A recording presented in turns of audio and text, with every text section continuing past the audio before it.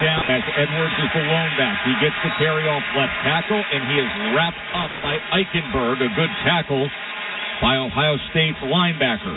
And they had good numbers on the left-hand side. They had 3 defenders on the left side of the center. The center, Cedric Van Pran, actually fell down as he was trying to block Eichenberg, and Eichenberg did a great job of making the tackle in the open field. Those are the tackles they were missing in the first half that were resulting in big plays. Instead, Eichenberg drops it for a 3rd and long. 3rd down and 7 for Stetson Bennett, the Heisman finalist quarterback for the Dogs. McIntosh flanks him to the left. Bunch formation, tight to the formation to the right on 3rd and 7. Bennett pumps. Bennett trying to escape the rush, and he can't. He's taken down by Zach Harrison. A sack by Ohio State on 3rd down and 7. The defense comes up big. And it's a really bad decision from Stetson Bennett. You're right there inside the 30-yard line. Ball's at the 29. You're just taking forever trying to find something downfield. Ohio State, again, did a great job in your pass rush, but you absolutely, on that part of the field, cannot take a sack. You now made this field goal 6 or 7 yards more difficult on Podlesny. Podlesny with a 52-yard attempt for Georgia. After the 2nd sack of the night by Ohio State. Snap, kick, and it is off to the right. No good. So Georgia, after the outstanding defensive effort, the great punt return, they come up empty. And with 3:50 remaining in the 3rd quarter, Ohio State still up 35-24 on Georgia. This is the College Football Playoff Semifinals, the Chick-fil-A Peach Bowl on ESPN Radio and the ESPN app.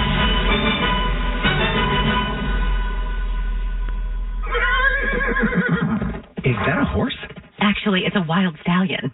Since Navy Federal Credit Union's Platinum Card made it easier to tame our holiday debt, I wanted to see if I could tame something else.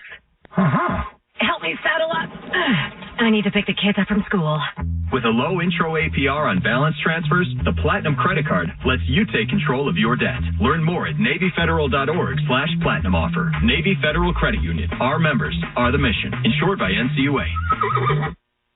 Anyone who has ever needed self-storage knows what a hassle it can be. You have to rent or borrow a truck and then find someone to help you move your stuff. And let's face it, moving furniture and heavy items without damaging them isn't easy. Renting the unit is worse. The hidden fees and admin costs are scarier than the dingy facilities you're leaving your stuff in. Why not use Closet Box instead? Closet Box is self-storage without leaving home. They'll pick up your belongings, store them securely, and bring any item back when you need it. The best part? Unlike traditional self-storage, you only pay for what you store. No paying for unused storage space. Closet Box's background check storage movers are licensed, bonded, and insured and will take care of all of the heavy lifting. Closet Box's local storage centers are temperature controlled and monitored 24/7. Closet Box has an A+ rating from the BBB. Call 877-233-5696 now for the season's best rates. Get $50 off first month storage using code Radio50. That's 877-233-5696. 877-233-5696.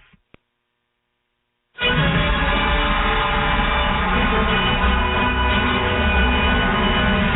is the College Football Playoff Semifinal at the Chick-fil-A Peach Bowl on ESPN Radio and the ESPN app.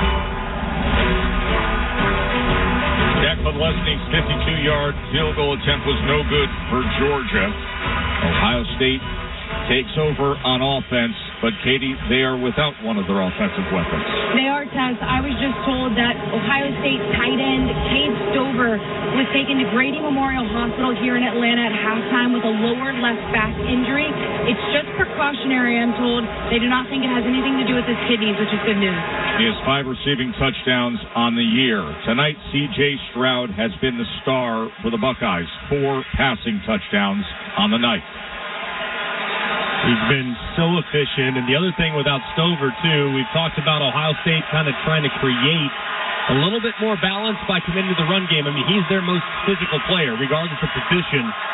So his absence will not just be felt in the passing game, it'll also be felt in the run game as well. First down and 10, ball on their own 34-yard line with 3 minutes and 50 seconds to play. Play action. Stroud with time, floating back to his own 20 as a flag comes in.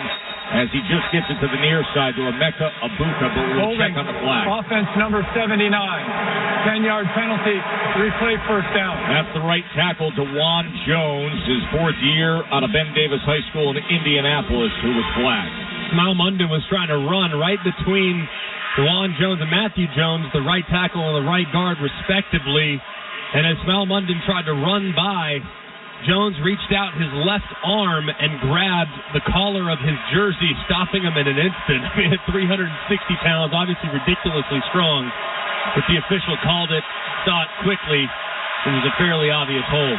First down and 20 after the holding call. Ball at their own 24-yard line. Stroud on the shotgun, running back flanking him. He's flushed from the pocket to the right side, looking for an option downfield. Tosses it downfield, and there was contact at the 30-yard line as Marvin Harrison got tied up with Keely Ringo, and this looks like it's going to be pass interference. Pass interference. Defense number 5. 15-yard penalty, automatic first down. So a first down for Ohio State off the penalty. And as C.J. Stroud rolled to his right, it was a good job executing the scramble drill yet again. As Harrison went on the out route, as soon as C.J. Stroud broke to the right, Harrison took off upfield on a vertical route. And as the ball is slightly underthrown, Keely Ringo tries to look back, but he just doesn't do so early enough. The contact results in a flag, and that's a big one for Ohio State after the first down holding call had him in a bit of a hole. First down and 10, Ohio State, ball on their own 39-yard line. Up by 11 on the number 1 team in the country here, college football playoff national semifinal, the Chick-fil-A Peach Bowl. Stroud back to pass, flush. Now he's going to look downfield, then tucks and runs and does catch the angle for a good gain as he was run down by Waldtower. C.J. Stroud getting it ahead for 7 yards. It'll be 2nd and 3 from the 46-yard line. And Georgia at that time, as crazy as it sounds, only rushing 2 defenders. They dropped 9 guys. And that was with a running back in the backfield. So you can tell Georgia's not too concerned about the run game by the running backs right now. Either way, though, Stroud breaks contained to the left-hand side and picks up a really nice gain on 1st and 10. 2nd and 3 from the 46-yard line. Hayden is the back. They give him the pitch to the left side. It is well blocked. He's got the first down to the 45-40 as he dives ahead and goes past midfield. Tyke Smith had to chase him down. It's a 19-yard run. And this was really nicely blocked on the left-hand side by the Ohio State Buckeyes. They motioned Mitch Rossi. He was lined up in the tight end position to the right. They motioned him back to the left, and then they did a toss sweep with Mitch Rossi out in front on the secondary defender, and it was really nicely designed. Quick to the line is Stroud. Snaps. Back to pass. Downfield. Gets it complete to the 15. To the 11-yard line is Abuka. Little bit of tempo. C.J. Stroud rolled back and went 27 yards downfield to Abuka. And here come the Buckeyes again. And they have hit that route over and over and over again. And it's a route, I cannot stress it enough. It takes a long time for that route to develop. Abuka starts on the right-hand side, works all the way back to the left, gets to about 15 to 18 yards deep. The protection on that play right there, off heavy play action by the Ohio State offensive line, was excellent. Ball on the 10-yard line, first down and goal. Hayden's in the running back behind Stroud. He gets the call off the right side. He's to the 8-yard line, fighting his way to the 7-yard line. It'll be 2nd and goal, tackled by Robert Beal for the Dogs. There have been a bunch of Georgia defenders in the backfield. That time, Nazir Stackhouse working across the left guard, Donovan Jackson's face. He's in the backfield and gets a handful of jersey, but he just can't drop him for a loss. It feels like there's been about 15 near misses for Georgia in the backfield that could have been negative plays, but Ohio State's just too difficult to bring down with one arm. 2nd and goal, back to pass is Stroud. Stroud goes to the right side, but he threw it too far to the outside of Julian Fleming, who was cutting to the outside to the right. It'll be 3rd and goal from the 7-yard line. The coverage on Fleming came from Keely Ringo. Good job there by Keely Ringo. Throw a little bit off the mark Probably the most inaccurate throw Stroud's made, trying to work the back shoulder, and it's probably 3 or 4 yards wide. But that's the most inaccurate throw of the night. Tells you how special a night it's been for C.J. Stroud up to this point. Final minute of the third quarter. 3rd and goal. Ohio State moving left to right. 3rd and goal from the 7-yard line. Stroud out of the shotgun. Hayden in the backfield. He sprints right. Flush back to the 23. Lost it to the end zone. Back of the end zone. Incomplete. He was trying to get it to Marvin Harrison, and a flag is down. And there's also an official in the back with a hat off. I don't know if Marvin Harrison maybe stepped out of the back of the end zone or what, but it was a massive collision there in the back. And he's still down, Greg. He is. Marvin Harrison is down as the medical team for Ohio State, the trainers are out on the field. Personal foul, targeting, defense number 22. Half the distance to the goal, automatic first down. The play is under review. Devon Bullard is flagged for targeting, and Marvin Harrison is still down. Out of the back of the end zone, he is laying on the field as the Ohio State medical staff is out to tend to him. Hopefully he's okay. It was a massive collision. It was kind of thrown up into a sea of hands. And as Bullard was trying to work back to try to break up the pass, he initiated a lot of contact with his left shoulder. And targeting, they have to have an indicator. Obviously, there's a defenseless player, but they have to have an indicator. Did he launch? It's pretty close. It's a big collision in the back and a massive call here on what could be a game-changing play. As they review that targeting call and as the medical staff tends to Marvin Harrison, we will take a short break with 35 seconds left in the third quarter. And Ohio State looking to add to their lead. They're up 35-24 on Georgia. This is the college football playoff semifinal at the Chick-fil-A Peach Bowl on ESPN Radio and the ESPN app. Lions, Tigers, and tailgates. Oh, my. The college football season is always a great time of year. Besides the jerseys, the face paint, and the foam fingers, there's the food. And nothing gets you more fired up for game day than Eckrich smoked sausage. They're naturally hardwood smoked and have the perfect blend of spices. From buffalo sausage dips to sausage chili mac and cheese, Eckrich smoked sausage is a quick way to bring flavor to all your tailgate meals. Visit Eckrich.com for easy, one-of-a-kind sausage recipes. Eckrich, you do you. The football playoffs are right around the corner, and nothing beats seeing your favorite team live. Not only does Vivid Seats have great NFL ticket prices, they're also the official ticketing partner of ESPN. And with Vivid Seats rewards, when you buy 10 tickets, you get the 11th free. Download the app or visit vividseats.com today. Vivid Seats. Life happens live. Receive a reward credit equal to the average price of the 10 tickets purchased, excluding taxes, fees, and processing costs. See vividseats.com/rewards for terms and conditions. Yo, Pablo Torre here, host of the ESPN Daily Podcast. When you want to go beyond your feet, when you want to get inside the score, when you want to get behind the highlight, there's ESPN Daily. Go deeper into the stories of the moment. Get the exclusive access and insider perspective that only ESPN can give you. ESPN Daily, hosted by me, Pablo Torre. Listen and subscribe wherever you get your podcasts. Hello, everybody, and welcome back to Fansville, where the refs are always wrong and Dr. Pepper is always right. Where the mountains are capped with cooler ice and children learn the 23 flavors of Dr. Pepper before they learn the alphabet. It's the one place where a man is a 6 unless he's wearing face paint. And where fans deserve a Dr. Pepper no matter if they win or lose. We're gonna win. Get ready for anything to happen this college football season on Fansville by Dr. Pepper. The one fans deserve. Grab some today. You're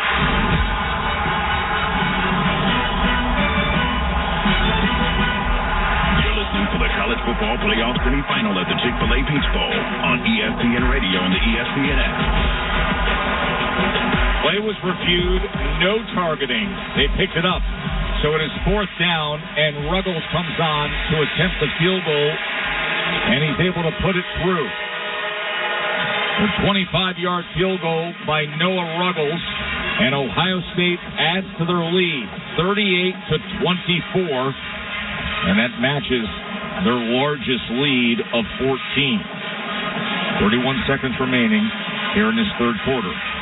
In the third quarter, that's been all Buckeyes, because if you look at what's gone on, it has not been pretty offensively for the Georgia Bulldogs. We now pause 10 seconds for station identification. You're listening to the College Football Playoff Semifinal at the Chick-fil-A Peach Bowl on ESPN Radio and the ESPN app.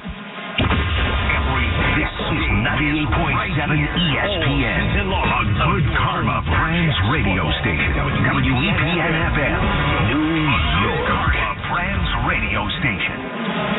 Joe Tessitore, Greg McElroy, and Katie George with you here at the College Football Playoff National Semifinal, Chick-fil-A Peach Bowl. Ohio State, the number 4 seed, who lost in the regular season finale to Michigan, is up 2 touchdowns on number 1 undefeated SEC champion Georgia Bulldogs, 38-24. And you ask the question, how does Georgia react? How will Georgia approach this? Well, Stetson Bennett knows how to play in championship pressure performance spots. Of course, last year, the offensive MVP in the national championship, Greg, when he came up with 2 fourth-quarter touchdown drives against Alabama. Yeah, it's difficult when you really haven't had many opportunities here in the last 15 minutes of gameplay. Not many attempts by Stetson Bennett here in the third quarter, so got to get him into a bit of a rhythm. If you're the offensive coordinator, Todd Monken, you see one go into the receiver's hands to see if he can't jumpstart the offense. First down from their own 25-yard line, moving right to left. He goes underneath to McIntosh. McIntosh with a step on to the 30, to the 35, cuts back against the grain. To the 40-yard line as offensive linemen get in the act and push him ahead out to the 42-yard line.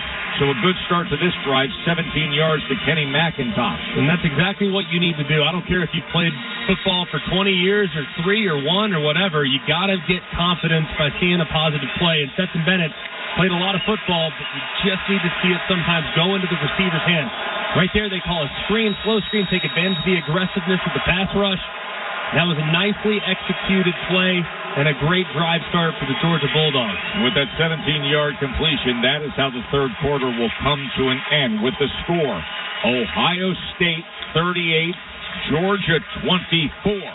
This is the College Football Playoff Semifinal at the Chick-fil-A Peach Bowl on ESPN Radio and the ESPN app. Lions, Tigers, and tailgates. Oh my. The college football season is always a great time of year. Besides the jerseys, the face paint, and the foam fingers, there's the food. And nothing gets you more fired up for game day than Eckrich smoked sausage. They're naturally hardwood smoked and have the perfect blend of spices. From buffalo sausage dip to sausage chili mac and cheese, Eckrich smoked sausage is a quick way to bring flavor to all your tailgate meals. Visit Eckrich.com for easy, one-of-a-kind sausage recipes. Eckrich, you do you. Yo, Pablo Torre here, host of the ESPN Daily Podcast. When you want to go beyond your feet, when you want to get inside the score, when you want to get behind the highlight, there's ESPN Daily. Go deeper into the stories of the moment. Get the exclusive access and insider perspective that only ESPN can give you. ESPN Daily, hosted by me, Pablo Torre. Listen and subscribe wherever you get your podcasts. If you have ever thought about remodeling your bathroom but were worried it would take too long or cost too much, then stop worrying. Right now, Jacuzzi Bath Remodel has designed a collection of high-quality custom products and perfected the one-day remodeling experience so you can enjoy your new bathroom faster than ever before. It's a worry-free bath remodel from the most trusted brand name in the business, Jacuzzi.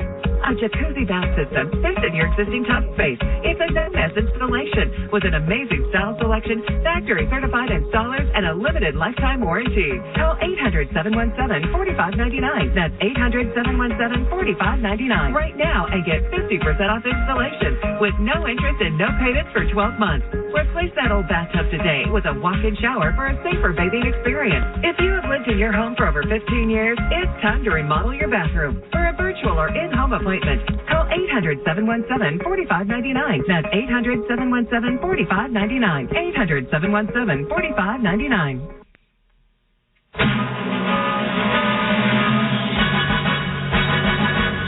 Insider Princess Cruises Studios alongside Trevor Maddich. I'm Kevin Winter. The Ohio State Buckeyes 14-point lead. Trevor, what are you looking for in the fourth quarter? For the Georgia defense to start looking like a college defense instead of a high school defense.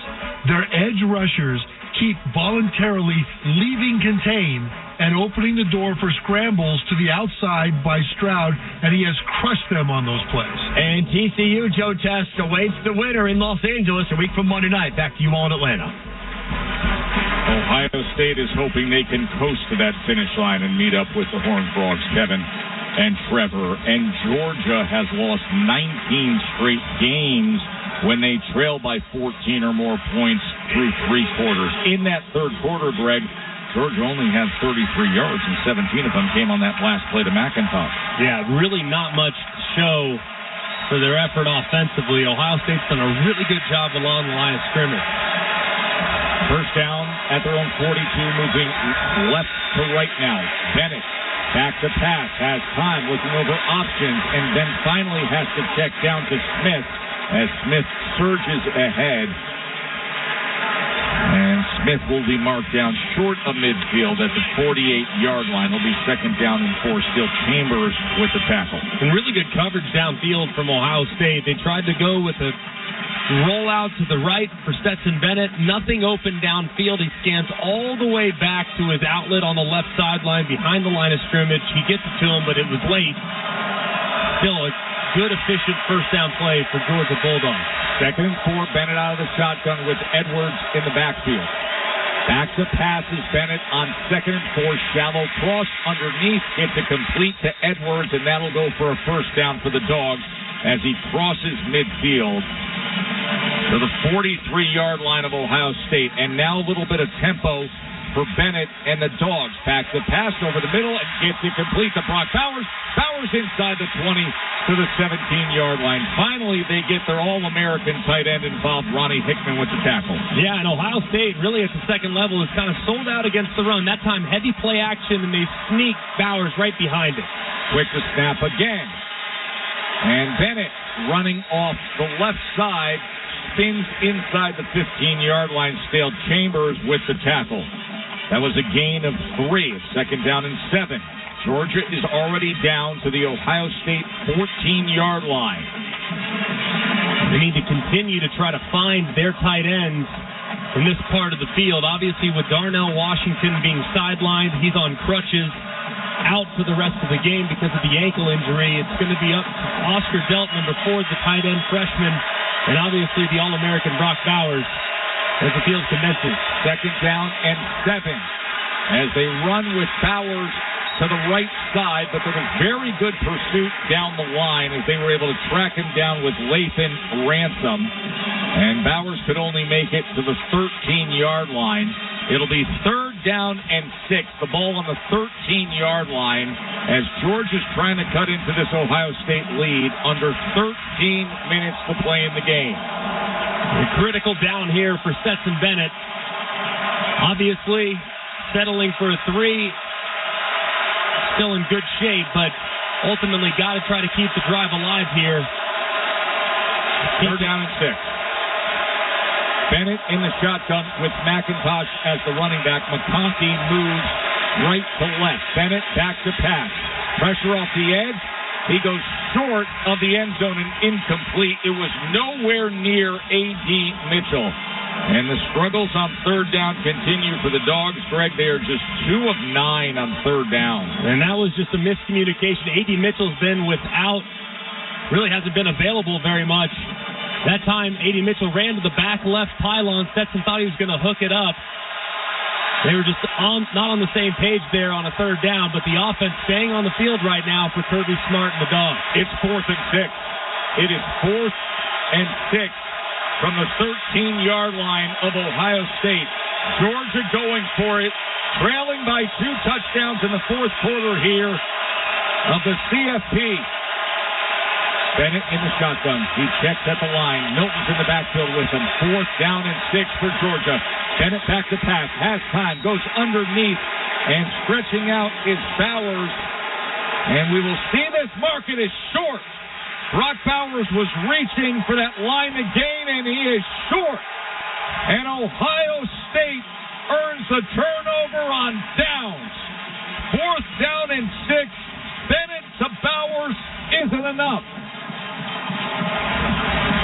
Lathan Ransom came in defensively and got just enough of Brock Bowers as he was reaching out for that line to gain, but the officials marked him short. They had it really on a little out route by Bowers in the slot, but he had the ball tucked in his right arm, and as he was trying to work his way upfield, I don't know if that ball ever crossed the plane to try to convert on that 4th down. So great tackle in the open field by Ohio State. Big stop for the Buckeyes. A turnover on downs with 12:10 remaining in the game. Ohio State, the upset-seeking Buckeyes, up 38-24. You're listening to the College Football Playoff Semifinal of the Chick-fil-A Peach Bowl on ESPN Radio and the ESPN app. Hey, Stan, what's different with you? You seem so calm and relaxed.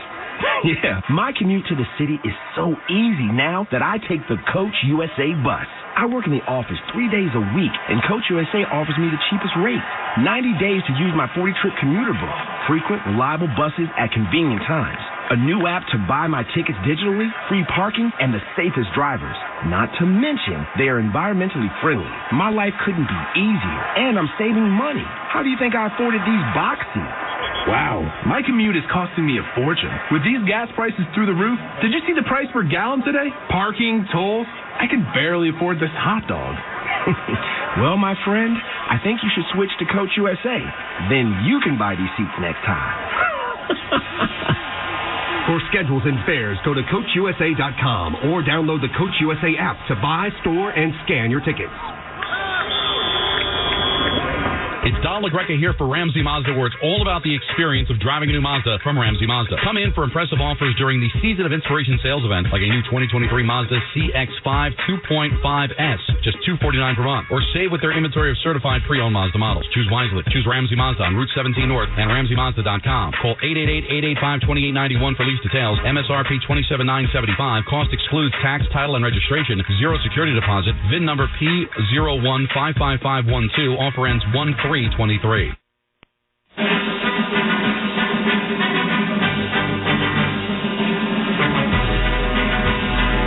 Incredible turn of events. That 4th down, thought to be turnover on downs, has been overturned, and the spot now gives Georgia a 1st down. It is 1st and goal, Dogs. And Ryan Day is wanting an explanation, but it was a heck of an effort there by Brock Bowers. Upon further review, as he was reaching and approaching the sideline, he kept his left arm in bounds and extended that ball just beyond the line to gain. But that left hand being down in bounds is ultimately what led to him converting on that 4th and long. 1st and goal, Bennett out of the shotgun. Bennett, short pitch to Edwards. Edwards testing the right side, and he gets down to the 3-yard line. Javante Jean-Baptiste and Lathan Ransom with the tackle. It'll be 2nd and goal from the 3-yard line. Can you believe that? Ohio State, the defense walked off the field. The officials took a look of replay on the spot. Brock Bowers, they say, glided with his arm, never came down, and earned the line to gain. And now that has Georgia in position. 2nd and goal from the 3-yard line. Bennett under center with Kendall Milton as the running back. 2nd and goal from the 3.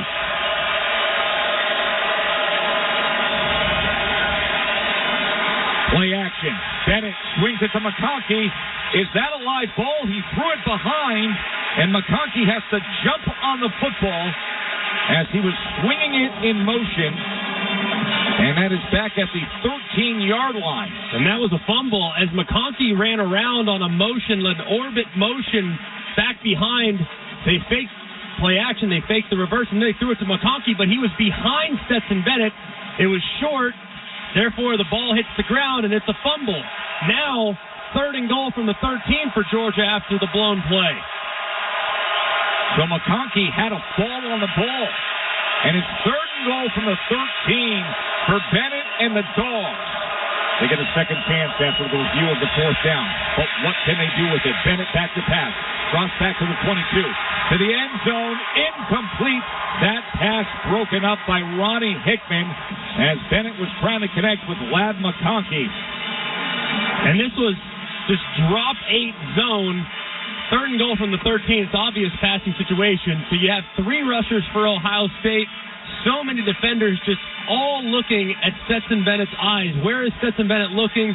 And he leads the defender right into McConkey, who's trying to work a little curl route in the very front of the end zone. And it was broken up, but nearly intercepted. Here comes Cobb. Jack Podlesny on to attempt a 31-yard field goal. After the Georgia offense went in the wrong direction, he puts it through for 3.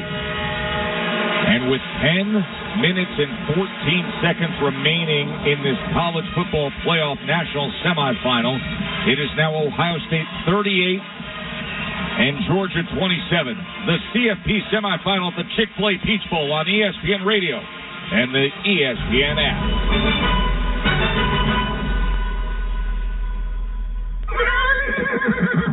Is that a horse? Actually, it's a wild stallion. Since Navy Federal Credit Union's Platinum Card made it easier to tame our holiday debt, I wanted to see if I could tame something else. Help me saddle up. I need to pick the kids up from school. With a low intro APR on balance transfers, the Platinum Credit Card lets you take control of your debt. Learn more at NavyFederal.org/Platinum Offer. Navy Federal Credit Union. Our members are the mission. Insured by NCUA. With a peppermint frosty, time to enjoy yourself is built in. You're welcome. They're so rich and creamy a straw just won't cut it. And finishing one, not something you can speed through. So, check your watch. Is it frosty time yet? And by that we mean, is it time for a moment with just you and your frosty, kicking back and doing whatever goes best with the chillest treat of the season? These peppermint frosty treats are going fast. So when it's time for frosty time, choose wisely. Choose Wendy's. Yo, Pablo Torre here, host of the ESPN Daily Podcast. When you want to go beyond your feet, when you want to get inside the score, when you want to get behind the highlight, there's ESPN Daily. Go deeper into the stories of the moment. Get the exclusive access and insider perspective that only ESPN can give you. ESPN Daily, hosted by me, Pablo Torre. Listen and subscribe wherever you get your podcasts.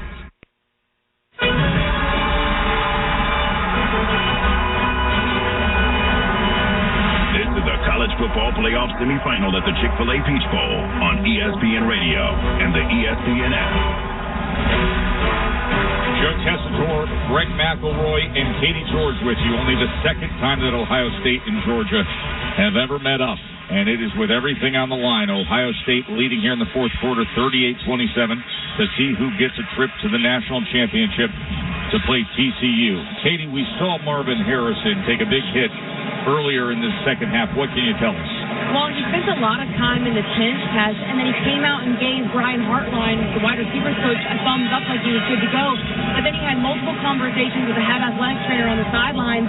They have not given him his helmet back. It appears that he is done for the night out of precautionary reasons. And he's one of the best players in all of college football. And tonight for Ohio State, he has 5 catches for 106 yards and 2 touchdowns for him. And all of it really coming early on in the game. But they've really made it a point to take him away, which has allowed Emeka Egbuka to really emerge here in the second and third and now early in the fourth quarter. So it'll be interesting now if Marvin Harrison is unavailable. How will Georgia line up defensively, knowing that the biggest weapon for Ohio State is no longer on the field? Ohio State takes over after the touchback, subsequent to the made field goal by Georgia, with an 11-point lead over the SEC champions, the undefeated number 1 ranked Georgia Bulldogs. Ohio State up 38-27. C.J. Stroud has been sensational, over 300 yards passing and 4 passing touchdowns. Xavier Johnson lines up next to him as the running back in the shotgun, first down at their own 25-yard line. Normally you'd like to milk a little clock here, but with how the passing game's clicking. I don't know if Ohio State's going to take their foot off the gas. Short pitch to Johnson on the left side as he is met after a gain of maybe 2.5 yards by that front, including Javon Bullard. Johnson's been their most effective ball carrier for the most part tonight. This is his 5th carry right there. Dallin Hayden had one really nice run, but for the most part, Johnson's gotten some favorable looks lined up there in the backfield. 2nd and 7, Stroud to pass. That ball was tipped at the line of scrimmage and incomplete, and then a flag comes in as he was looking to connect with Joe Royer, but keep in mind it was tipped at the line of scrimmage. There is no foul for defensive pass interference. The ball was tipped. And that's a great job by the officials getting that discussed quickly, as that ball was definitely deflected at the line of scrimmage, which caused it to go a little bit sideways, which bailed out what would have been a critical pass interference penalty against Georgia. 3rd down and 7. Opportunity for the Georgia defense to get off the field. You got to think critical down. Igbuka's the guy that they're going to look at, and he's at the top of the field right now. Stroud in the shotgun on 3rd and 7 from his own 28. C.J. Stroud is going to tuck, is going to run. C.J. Stroud trying to do it with his legs. He reached out for that line to gain. Munden was able to track him down. It's going to depend on the spot. Awfully similar, frankly, to how things happened a moment ago when the tight end Brock Bowers was reaching for the spot right there along the exact same sideline. It appears as though he is going to be short, because as he was running to the left on a quarterback draw, his left foot goes out of bounds about 2 yards shy of the line to gain, which essentially eliminates the play and blows it dead. That's a good spot by the official, but if that left foot would have stayed in bounds, he likely would have picked it up. And that means Jesse Mirko is on for punt for Ohio State, and they fake it.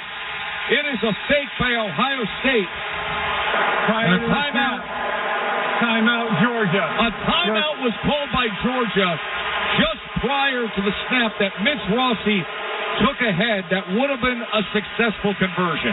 Wow. I mean, that was wild. I don't know if they saw something in the alignment or something was tipped or what, but that was an easy conversion to Rossi. The up back just snapped it right to him, and he would have picked it up no problem. What a huge timeout there from Kirby Smart.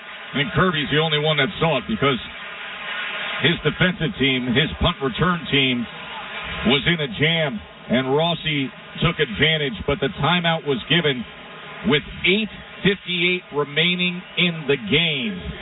And with Ohio State up 38-27, this is the college football playoff semifinal, the Chick-fil-A Peach Bowl on ESPN Radio and the ESPN app.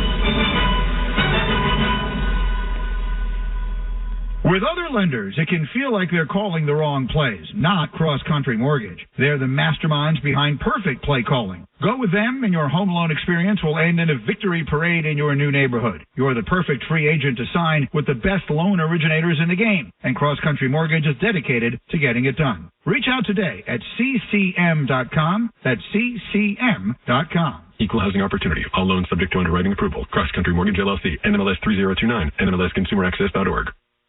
So I switched to Boost Mobile and got this free Samsung Galaxy A23 5G phone. Why do you think they call it the Galaxy? Maybe because the Samsung Galaxy A23 has a huge screen, and galaxies are a huge gravitationally bound systems of stars rotating around a supermassive black hole. And the phone is free? When you switch to Boost Mobile.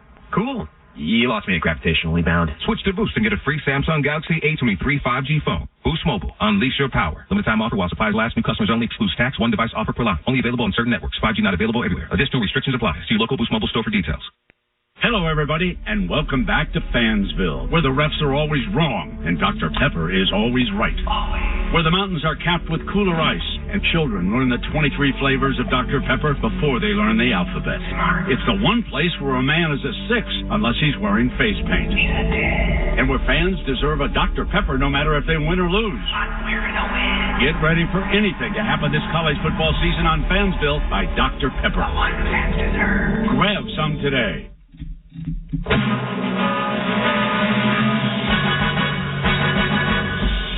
Inside of Princess West Cruises Studios. Kevin Winter with you. Trevor Maddox. Trevor, assuming Georgia gets the ball back. Touchdown must on this drive. Must, and Stetson Bennett has got to pick it up. After the first quarter ended, Bennett was 9 for 10 in passing. Since then, he's 3 for 11. I'm not sure what the problem is, but it's got to get fixed for Georgia to have a chance to advance. Just under 9 minutes to go. It is an 11-point Buckeye lead, 4th and 1. Joe Tess, Greg McElroy. Did Kirby Smart just save the season or at least keep it on life support for the Dogs? Kevin and Trevor, that was something that timeout because Georgia almost wasn't getting the ball back. With the fake punt that Mitch Rossi, who plays the up-back position, took around the edge. As Greg Georgia's formation, they had nobody on that right side of the defensive line. Rossi was clear and free to convert that for a first down. Instead, Kirby Smart uses the timeout. Yeah, he recognized that the formation was a little bit off, not true, not normal, and he didn't have it aligned properly, so a great timeout from Kirby Smart. So now Mirko does punt away as he rugby punts and back spins inside the 25-yard line where Jackson calls for the fair catch. 8:51 remaining in the game, and the defending national champions, the undefeated SEC champions, are trailing by 11. Kind of like what Trev and Kevin said a second ago, this is a gotta-have-it drive from Stetson Bennett and the Georgia Bulldogs. You don't necessarily have to have a touchdown, obviously. Down 11, it's a two-possession game. But if you punt this ball because you fail to put points on the board, this game could get very close to out of reach if Ohio State can put a first down or two together on the next possession. First down at the 24-yard line of Georgia for Stetson Bennett. They're going left to right. Bennett, play action, back to pass. Going to take a shot downfield, looking for Smith, is wide open. Smith at the 20, 15, 10, 5. Touchdown Dogs. Arian Smith. And oh boy, there's a little bit of a bite left to these Bulldogs. Wow. 76-yard touchdown catch, Arian Smith. Arian Smith working from the slot position, working against Lathan Ransom, climbs up to Lathan Ransom, steps right on his toes, and as Lathan Ransom's trying to flip his hips by opening up that right hip to run with him, he trips and falls down. Smith, as a result, is wide open, no defender within 15 or 20 yards, so just an unfortunate break there for Ohio State's secondary. They played so beautifully the last two quarters, but there, as Ransom fell down, Georgia connects for an incredible touchdown. And now they will go for two. Georgia will go for two here to try to make it a field goal game. Bennett in the shotgun, McIntosh to his right. He motions McConkey left to right. He rolls right to the end zone. It is caught and a two-point conversion. The lad McConkey, and just like that, this is a field goal game. What a swing for Georgia. Arian Smith, the 76-yard touchdown catch. Lad McConkey, the two-point conversion. And Stetson Bennett with some fourth-quarter magic left in him. And just an amazing play. Look, guys trip and fall down all the time. It happens. It is what it is. But to recognize it, to see it, to feel it, and to deliver it accurately so that Smith doesn't even really break stride. It's a great job of taking advantage of the mistake and then coming back on the two-point conversion. Ohio State brings a big-time pressure off the right-hand side. Stetson Bennett stops immediately and delivers the ball really quickly to McConkey, who's able to stretch the ball beyond the plane for the conversion attempt. Just a terrific two-play sequence from the defending champs. They're not going to go quietly in their own backyard. 8:41 remaining in the game, and Georgia closes into a three-point game. It's Ohio State 38-35. And Greg, many times, many fans have said, man, the college football playoff, the semifinal games are blowouts. We don't have good matchups. Is this not already the greatest day of college football playoff semifinal action you've seen between TCU, Michigan, and now this thrilling? It's not even close. I mean, the best game ever in the semifinals was Oklahoma against Georgia in the Rose Bowl back in 2017. But today, that may have gotten you through. Yes, I'm about to say, that was the best game by a mile. Obviously, Bama, Ohio State in 14 was good. There were several others that were really good, but that was the best game by a very wide margin. TCU Michigan today is an all-time classic. And that's what I think that game back in the Rose Bowl in 2017, you could make a case by the end of this thing, it could be third on the list. That's right. As far as semifinals, that's how good the TCU Michigan game was and how good this thing's been up to this point. All right, so here we go. Ohio State back with the ball. 8:41 to play. Stroud on the shotgun. Hayden, the running back, up by 3. Pressure coming on Stroud. He gets it up to the right side. He gets it to Fleming. Fleming with the catch out to the 33-yard line. It'll be second down and short from there. Good job by Ryan Day. Just a quick little slant to the right-hand side. Get your quarterback back into a rhythm. The momentum is now swung to the Georgia Bulldogs. Settle your team down by getting an easy, high-percentage completion to set up second and short. Second down and 2. Stroud out of the shotgun with Hayden, the running back, to his left. They motion Fleming left to right on second and 2. Here is Hayden off right tackle. And Hayden out to the 45-yard line and a first down. Ohio State, that's a 12-yard run. Christopher Smith had to make the tackle. And now the Buckeyes are finding some momentum here under 8 minutes to play. Ryan Day's team with a 3-point lead over number 1 Georgia. And that was a very nicely designed counter. They handed it to Hayden, but you had Rossi out in front, and you had Big DeJuan Jones, the right tackle. He secured the edge. So that was a really nice design, create some extra gaps, and they were able to outflank the Georgia defense on the right-hand side. First down and 10, Ohio State at their own 45-yard line. He fakes the pitch. Stroud rolling right. Stroud going to tuck and run, and then is forced out of bounds, was pushed hard out of bounds that time by Tresnay Marshall. Another situation in which a Georgia defender's in the backfield, this time it's Smile Munden, has a chance to get Stroud down on the ground, just a near miss on the sack.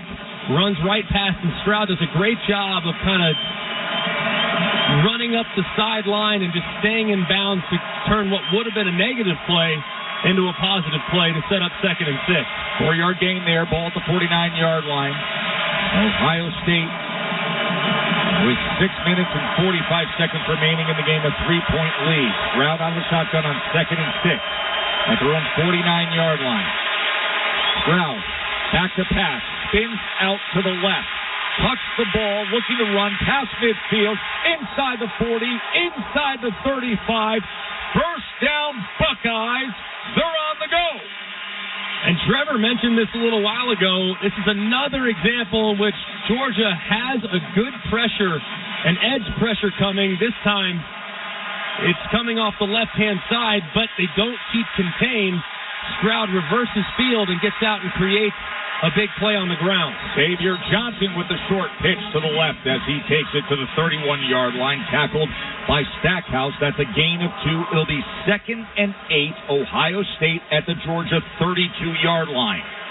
And Michael Williams for Georgia on the field, down and in pain as the trainers are looking at him. But yet another example, a few plays ago, Georgia has C.J. Stroud dead to rights, but because they're too aggressive in their pass rush, they run right by him, and Stroud yet again for about the 5th or 6th time tonight, he makes that first defender miss and turns what would have been a sack into a really nice play for the Buckeyes. Ohio State with the ball with 6:05 remaining in the game, and the Buckeyes up 38-35 on Georgia. This is the college football playoff semifinal at the Chick-fil-A Peach Bowl on ESPN Radio and the ESPN app.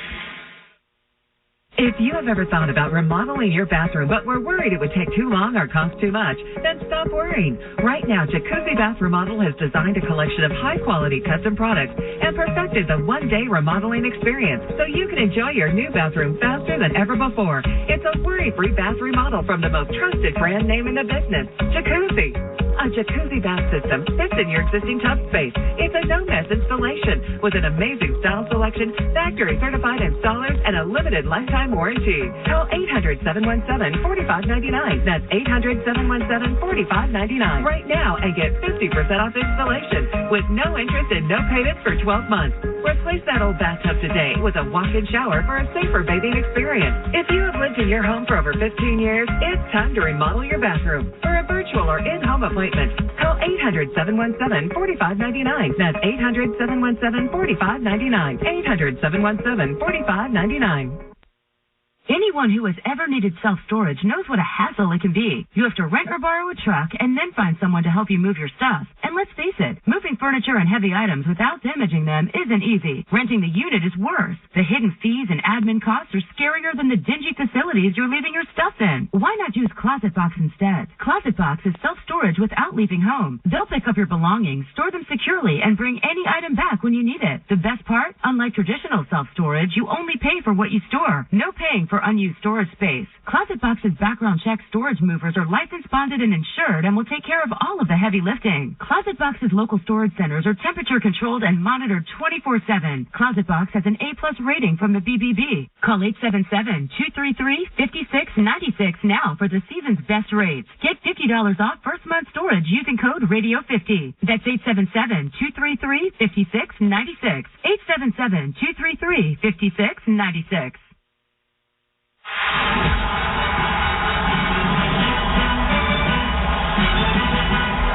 You're listening to the College Football Playoff Semifinal at the Chick-fil-A Peach Bowl on ESPN Radio and the ESPN app. Ohio State leads 38-35 over Georgia here at Mercedes-Benz Stadium, where the attendance is 79,330. And that's brought to you by Vivid Seats, where you earn rewards for every purchase. Vivid Seats Rewards is your ticket to more tickets. Vivid Seats, life happens, live. 6 minutes to play in this playoff game. Ohio State going right to left, facing a 2nd and 8. Stroud back to pass. Stroud checks down to Johnson, and Johnson is met right at the line of scrimmage and is tackled by Keely Ringo. The pressure being brought there by Georgia defensively. They brought internal pressure, forced the ball out of C.J. Stroud's hands very quickly to the right-hand side to his outlet. It's a completion, but Ringo was right there to make the play at the line of scrimmage to set up 3rd and long. Expect another blitz right here to see if they can knock Ohio State out of field goal range. It's the spot where you try to get aggressive as a defensive play caller. 3rd down and 8 from the 32-yard line of Ohio State. Stroud. Quick drop as he goes underneath to Abuka on the slant, and Abuka will have the first down for the Buckeyes. Very nicely done. Anticipating internal pressure. It looked like it was going to come, but it looks like it was also going to come a little bit late. So they got the ball out of Stroud's hands very quickly to Abuka, who's working in one-on-one on the in-breaking route with not a lot of help inside. So a really nice conversion on 3rd and long. 9 yards. And that's a first down for Ohio State. C.J. Stroud, 4 touchdown passes, 336 yards on the night, and a big 3rd down conversion there. Coming up on 4.5 minutes to play. Ohio State trying to get to the national championship game to meet TCU. Whistles blow as a timeout was called by Ohio State. And that is their first use of this second half, as Ryan Day will talk things over with 4:26 to play, and Ohio State leading Georgia 38-35. This is obviously a massive sequence for the Georgia Bulldogs. Obviously 1st and 10 inside of field goal range. Another first down obviously is going to wind that clock down just a little bit further. So going to be very important for the Ohio State Buckeyes. Obviously can't get any negative plays, can't get too cute, don't need to take any unnecessary risks, because it feels as though right now points are already secured. But if you're Georgia, they put points on the board, they have to be 3, knowing that time is beginning to be a fairly significant issue if this thing becomes a 2-score game. Georgia roared back with Arian Smith's 76-yard touchdown from Stetson Bennett and the 2-point conversion. But what a response by C.J. Stroud to drive down the field. And now, off the timeout, a first down at the 20-yard line with Hayden in the backfield with him out of the shotgun. Stroud's going to keep it himself and run to the left side as he ducks inside the 20-yard line. Ingram Dawkins, the defensive end for Georgia, pushed him out of bounds. And Stroud has done a really nice job. He's obviously not a guy that uses his legs often. Clearly a guy that's much more comfortable operating from within the pocket. But tonight, he's been pretty opportunistic running the football when the opportunity presents itself, whether it's because of a broken play in pass rush or right there on the zone read, keeping the defense honest, pulling it, and getting out the outside for another successful play. 2nd and 5, Ohio State at the Georgia 18-yard line. Under 4 minutes to play. They have a 3-point lead trying to get to the national championship game. Stroud in the shotgun with Hayden to his right as he motions Ibuka on an orbit, turning the other way. Stroud pushed all the way back to the 30-yard line where he is sacked by Jamon Dumas Johnson. That is a big play for the Dogs defense. And that's an absolute killer right there if you're C.J. Stroud. I don't understand the reasoning for it. You got 2nd and 5. You're in great shape. Just had a really nice first down play, and then you try to fake one to the right and fake one back to the left. A slow, long developing play that results in a sack because Georgia's bringing pressure.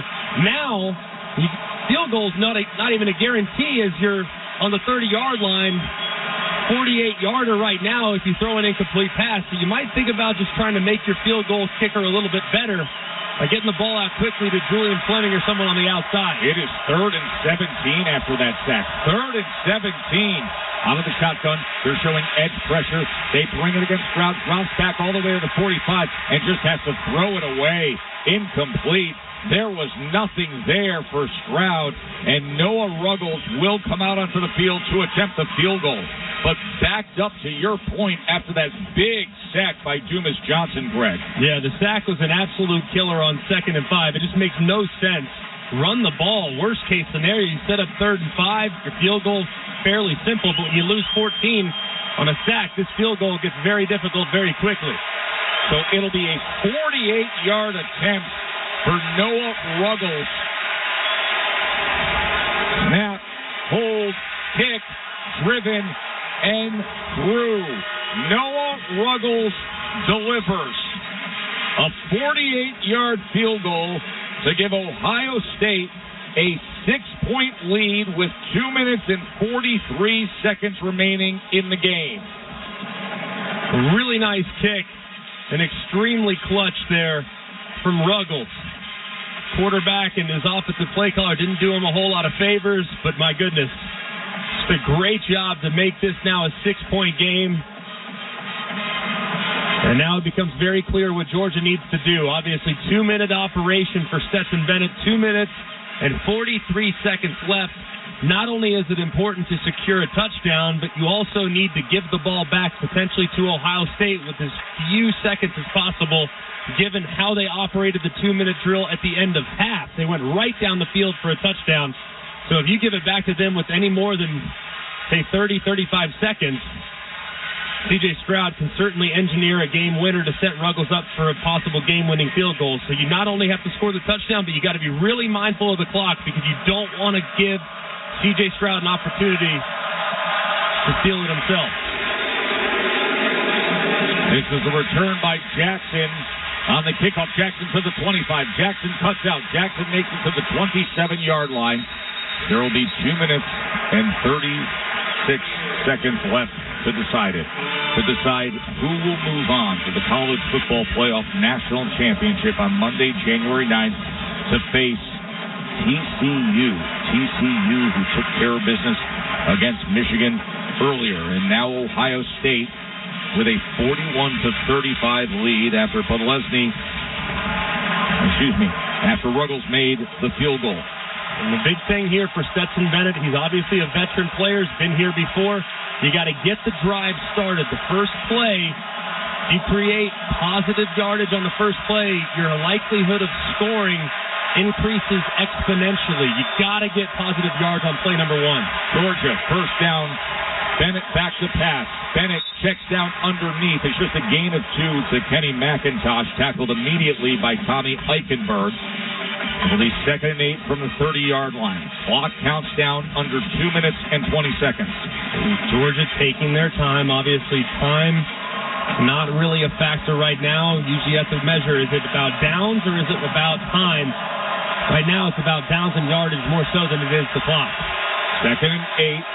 Bennett out of the shotgun, trailing by 6, has time, slings it over the middle, and gets it complete to Brock Bowers for a first down out to the 45-yard line. Georgia has a first down with 2 minutes to play. Clock stops for the moment as Bowers comes up with a 15-yard reception. And they get a free play here with 12 men on the field. Flag is down. Bennett's going to take a shot at it. Throws it downfield, and it's incomplete as he was looking for Lab McConkey down the 5-yard line. Coverage came from Cameron Brown. And Ohio State was caught in a substitution. Bennett recognized it, snapped it quickly, and threw a free play jump ball down the left sideline.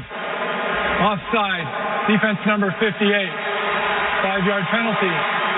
Replay second down. That's Ty Hamilton, and that is a glimpse of the veteran leadership of the 25-year-old well-traveled Stetson Bennett. Yeah, they called offside. That's because as he was running off the field, he was behind the line of scrimmage. So I guess technically, yes, it is offside. But ultimately, either way, Stetson recognized that Ohio State was out of position, snapped it quickly, and took a shot. That's well executed there by the senior. Ball's at the 50-yard line, 1:49 to play. First down and 5, Georgia. Georgia trailing by 6. McIntosh in the backfield with Stetson Bennett. Ball at midfield. Game on the line. Georgia moving left to right. Trailing by 6. Bennett out of the shotgun. Takes the snap. Drops back. Pressure off the edge. Slings it downfield. And has his man, and it's Jackson. And Jackson with a big reception as Georgia now is at the 15-yard line. 15 yards away from making this thing happen. Bennett quick to the line. McIntosh in the backfield. Bennett back to pass. Goes shallow over the middle to the 10-yard line and gets it complete to Kenny McIntosh. This would be a spot where I'm Kirby Smart. I'm trying to yell at my quarterback, hey, slow down. We're at the 10-yard line. There's 1 minute and 20 seconds left. No need to be in a huge hurry at this point. You've got 5 yards to gain, another free set of downs. But ultimately, now you need to think about trying to score a touchdown with as few seconds left as humanly possible. But here they are being a little bit more methodical on 2nd and 5. 2nd and 5 from the 10-yard line. 1 minute to play in the game. Bennett back to pass. Bennett looking, end zone. And he's got it! He's got it! He's got it! A.D. Mitchell with the touchdown catch. How about these dogs? Stetson Bennett, cool as can be, brings Georgia right down the field, and we are tied 41-41. And the guy that made a huge play in the national championship last year in the fourth quarter does it again. With their back against the wall, just a thing of beauty on his route. He started to the outside. He releases inside, sets the defender up vertically, gives a little head nod to the inside, and breaks it to the back left pylon where Stetson Bennett anticipated the throw and dropped it in. Just perfect execution for Georgia offensively. And now Bennett to hold for Podlesny for the extra point to take the lead, and he nails it. Georgia takes the lead with 54 seconds remaining. 42-41. What a game.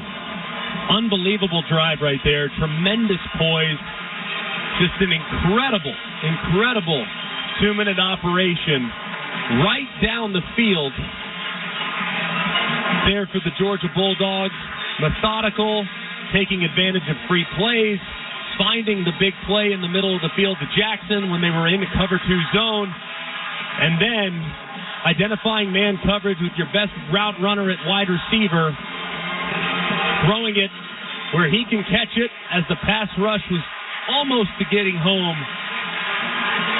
And they take the lead here with 55 seconds left. But like we talked about already, at the end of the half, Ohio State went right down the field in 49 seconds to score a touchdown right before the half. They went 4 plays, 75 yards right down the field with tremendous urgency. So C.J. Stroud, if anyone can do it, it's the Heisman finalist that's done it 2 years in a row. Podlesny kicking off after the extra point that just gave the defending national champions the lead. It goes for a touchback. So 54 seconds remaining in a thriller as Georgia roars back in this fourth quarter. They trailed by 2 touchdowns to start this fourth quarter. They have lost 19 straight in that scenario. But a field goal, a touchdown, a 2-point conversion, another touchdown, and a defining extra point, and they have the lead. Like we just talked about with Georgia, you got 2 timeouts. All you need is a field goal. But in order to feel comfortable with your field goal kicker, you have to at least get to the 30-yard line to make sure you save at least one of those timeouts is for the kicker. You already know that as a quarterback. Can't take a sack. Can't have any negative plays. Ball has to come out. You can use one of those timeouts, but the second one is for the substitution so they can nail it between the pipes. C.J. Stroud, play clock counting down the 4. He snaps it, backs up. He is flushed from the pocket. Stroud looking for an option. He's going to run it. And he gets out to the 30-yard line. They do have 2 timeouts remaining. We don't want to use one here. 41 seconds remaining. And an injured Georgia defender. That's Robert Beal, the outside linebacker. So the clock will stop with 39 seconds. It's going to be 2nd and 5. The ball on Ohio State's own 30-yard line, trailing by a point.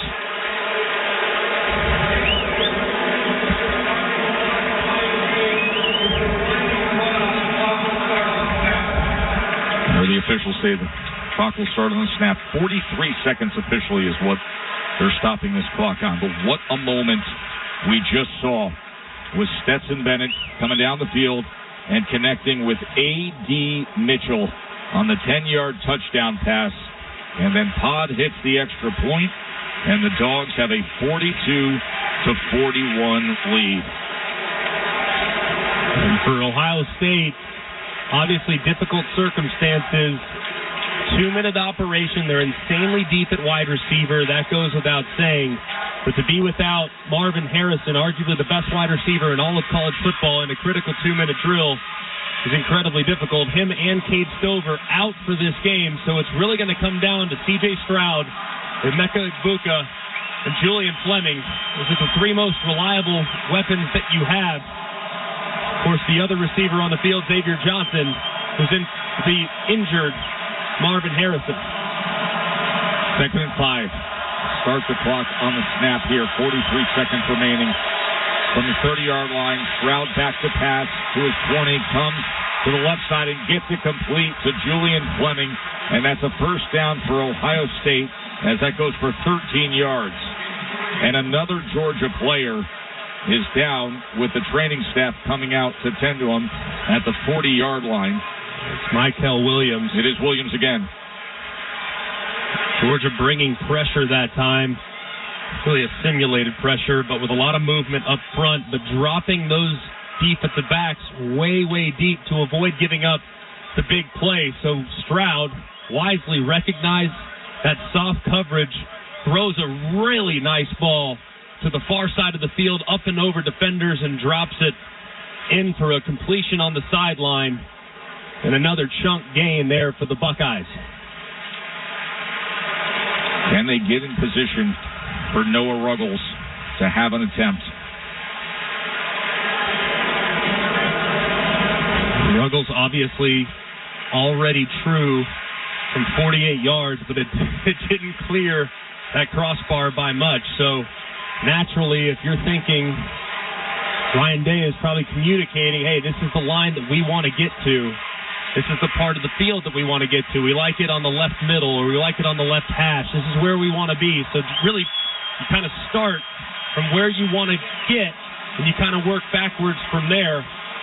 Those are the discussions that happen when they're able to huddle up in the 2-minute drill. And that is his long 48 yards on a field goal earlier tonight. Back to action with 39 seconds remaining. C.J. Stroud out of the shotgun from the 42-yard line, backs up to the 30, steps up in the pocket, pumps. Now he runs, tucks to the 50, to the other 45, to the 40. He's in field goal range immediately with a big run of 28 yards. C.J. Stroud has put the Buckeyes in field goal range. Just great job there by Stroud, recognizing that the pass rush really overcommitted. All the linebackers had run out in coverage, so he was able to really find a lot of space, made one guy miss. And a timeout is used by Georgia. Georgia trying to regroup here. Now they're trying to discuss situationally. Here at the 31-yard line, you got to think Georgia, they're going to blitz the house because they got to knock Ohio State out of field goal range. So Kirby Smart, an opportunity to kind of settle his defense down, talk with his defensive coordinator, both Glenn Schumann and Will Muschamp. Hey, what's the best pressure in this situation? Because from this spot of the field, we're going to lose the game, assuming he makes the field goal. So let's try to make that field goal impossible by blitzing and creating a negative yardage play for the Buckeye offense. Remember that happened moments ago, earlier in this second half. There was a big sack that drove them back. Put a little more pressure on the situation. Here we have 24 seconds remaining. C.J. Stroud just had a 28-yard run. The ball is on, officially marked at the 31-yard line. First down for Ohio State, trailing by 1.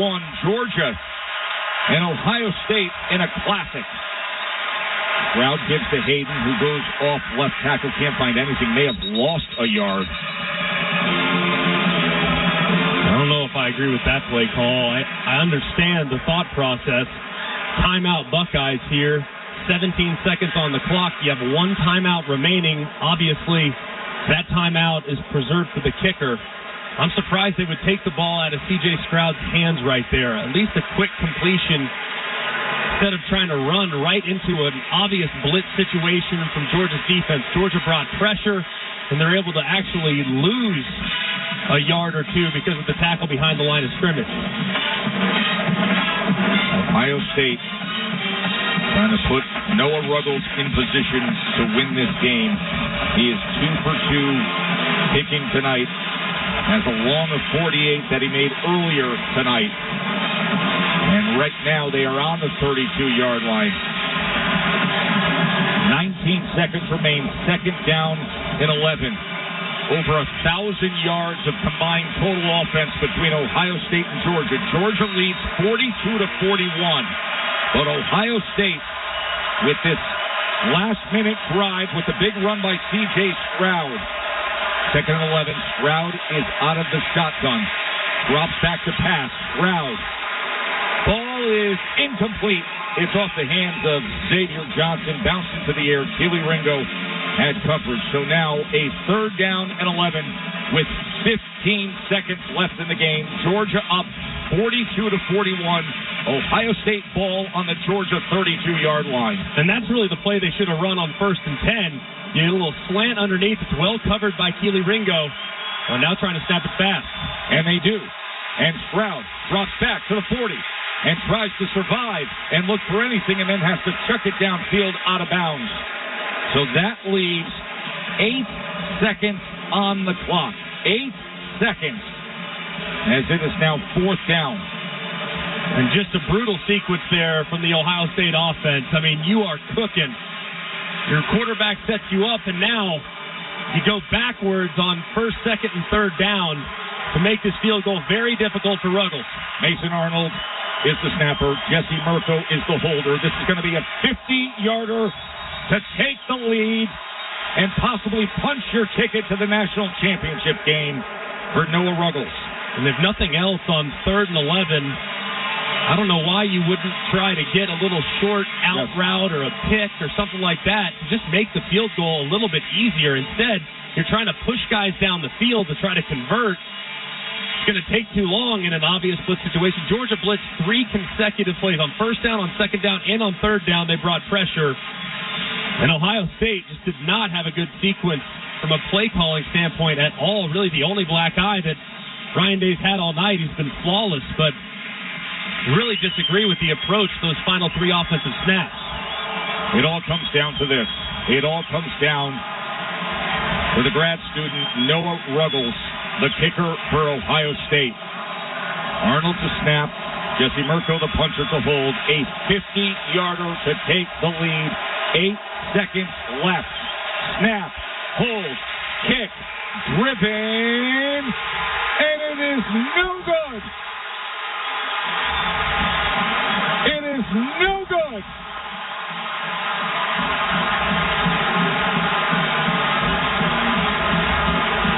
And you can hear the roar of the Bulldog fans here in Atlanta.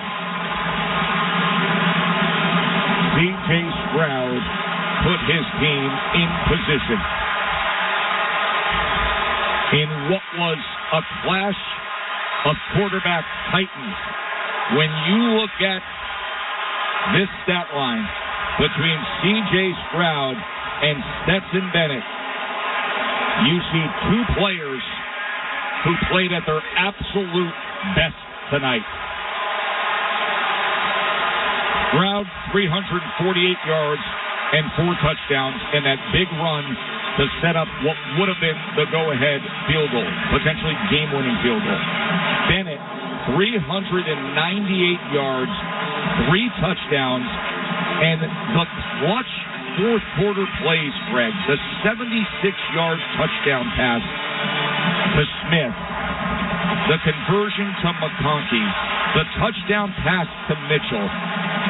In the biggest moments when they had to have it, Stetson Bennett gave it to him. No, it was a phenomenal 2-minute operation. So much poise, so much control. Back against the wall in a gotta-have-it situation, and you deliver and make it look easy in the process after what was a very difficult start to the second half for the Georgia offense. And a knee is taken by Bennett to run off the last 3 seconds. And the number 1 undefeated Georgia Bulldogs win a classic to advance to the college football playoff national championship. 42-41 is your final. What an unbelievable game. Your heart breaks for Noah Ruggles. It really does. It just absolutely breaks for him. Of course, the field goal sails way wide. That would have ultimately given the Buckeyes the win, but that was not on him. That was ultimately on the missteps by the Ohio State offense as they got into field goal range. Just really, really disastrous execution for the Buckeyes. You feel awful for the kicker. But ultimately, tonight was a night about resilience for the Georgia Bulldogs. Did not have their best stuff, not by a long shot, especially on the defensive side of the football. But like Kirby Smart challenged his quarterback, he told him, you got to go win it for us. And here he did yet again. The mailman delivers. 50-yard attempt was misstruck, sidewinding, and no good.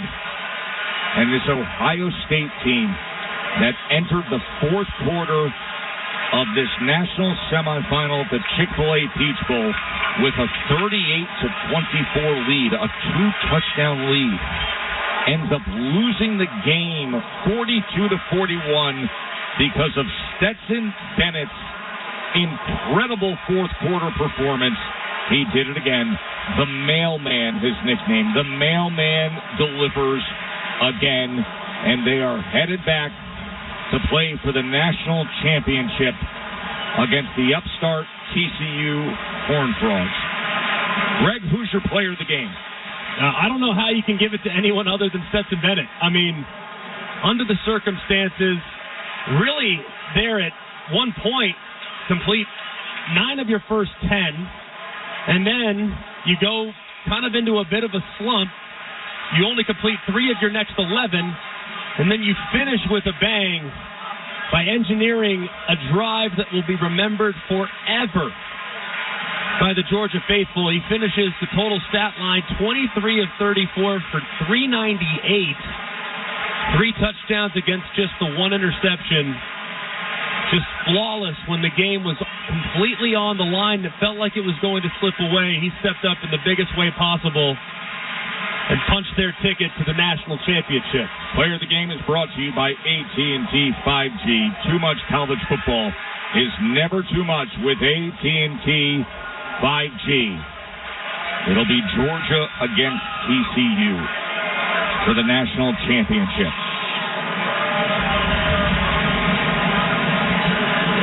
Stetson Bennett, the 76-yard touchdown pass to Arian Smith in the fourth quarter, the two-point conversion to Ladd McConkey, and then the 72-yard drive when they were trailing 41-35. He finds Adonai Mitchell, A.D. Mitchell, for the 10-yard touchdown. Lesney takes the extra point. C.J. Stroud brings Ohio State right down the field. Had a long run with Noah Ruggles with a mishit 50-yard field goal attempt, and that is how it's determined.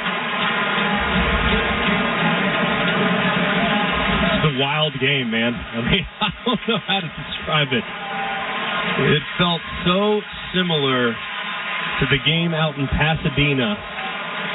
It went ultimately to overtime where Georgia prevailed over the Oklahoma Sooners and Baker Mayfield back in 2017. Just a phenomenal game. Felt like Georgia was left for dead about 6 or 7 different times. But they just continued to get up off the mat and find ways to create big plays downfield. Katie is with Georgia's Christopher Smith. Hey, Tess, I'm with Chris.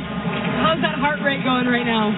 It's beating right now. It's calmed down since the missed field goal, but it was definitely an adrenaline rush, man. And I'm just so happy to be in this position, man. We fought so hard all game, man. We played a great Ohio State squad. I give a lot of credit to them, but I'm glad we were able to come out with a great win. Kirby Smart told you guys at halftime, we're going to win this in the fourth quarter. Why was this team able to do so? Because we pride ourselves on being a four-quarter team. You know, all 4 quarters, we always say 60 minutes or however long it takes, and it took the full 60 minutes, as you can see. So, it's a hard-fought game. Defensively, you guys got it done. You got the stops that you needed to. What was it like watching Stetson march down the field with the offense? It's always a pleasure seeing that offense go to work, man. We get to see them in practice every day, and I know the kind of special talent they have, man, and they put a team on their back tonight. How does it feel knowing you're going back to a national championship for the 2nd year in a row? It feels amazing, man. I can't wait. Congratulations. Enjoy. Thank you.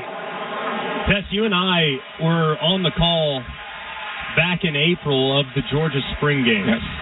And Stetson, in the Georgia spring game, engineered a 2-minute drill that was about as seamless as the one that we saw tonight to win a semifinal game to go to the national championship. The fact that the spring game and the semifinal game felt so insanely similar tells you this guy's completely unfazed by the circumstances. I mean, the execution just flawless in the biggest possible moment. And that's how practice makes perfect. If you can execute it beautifully in a spring game where it doesn't mean anything, you can do it with millions around the world watching with the most pressure you've ever had in your career right on your shoulders. By the way, Happy New Year, my partner. And when you think that it's 2023 and you think of the career of Stetson Bennett, in 2017, he was a scout team quarterback for Georgia.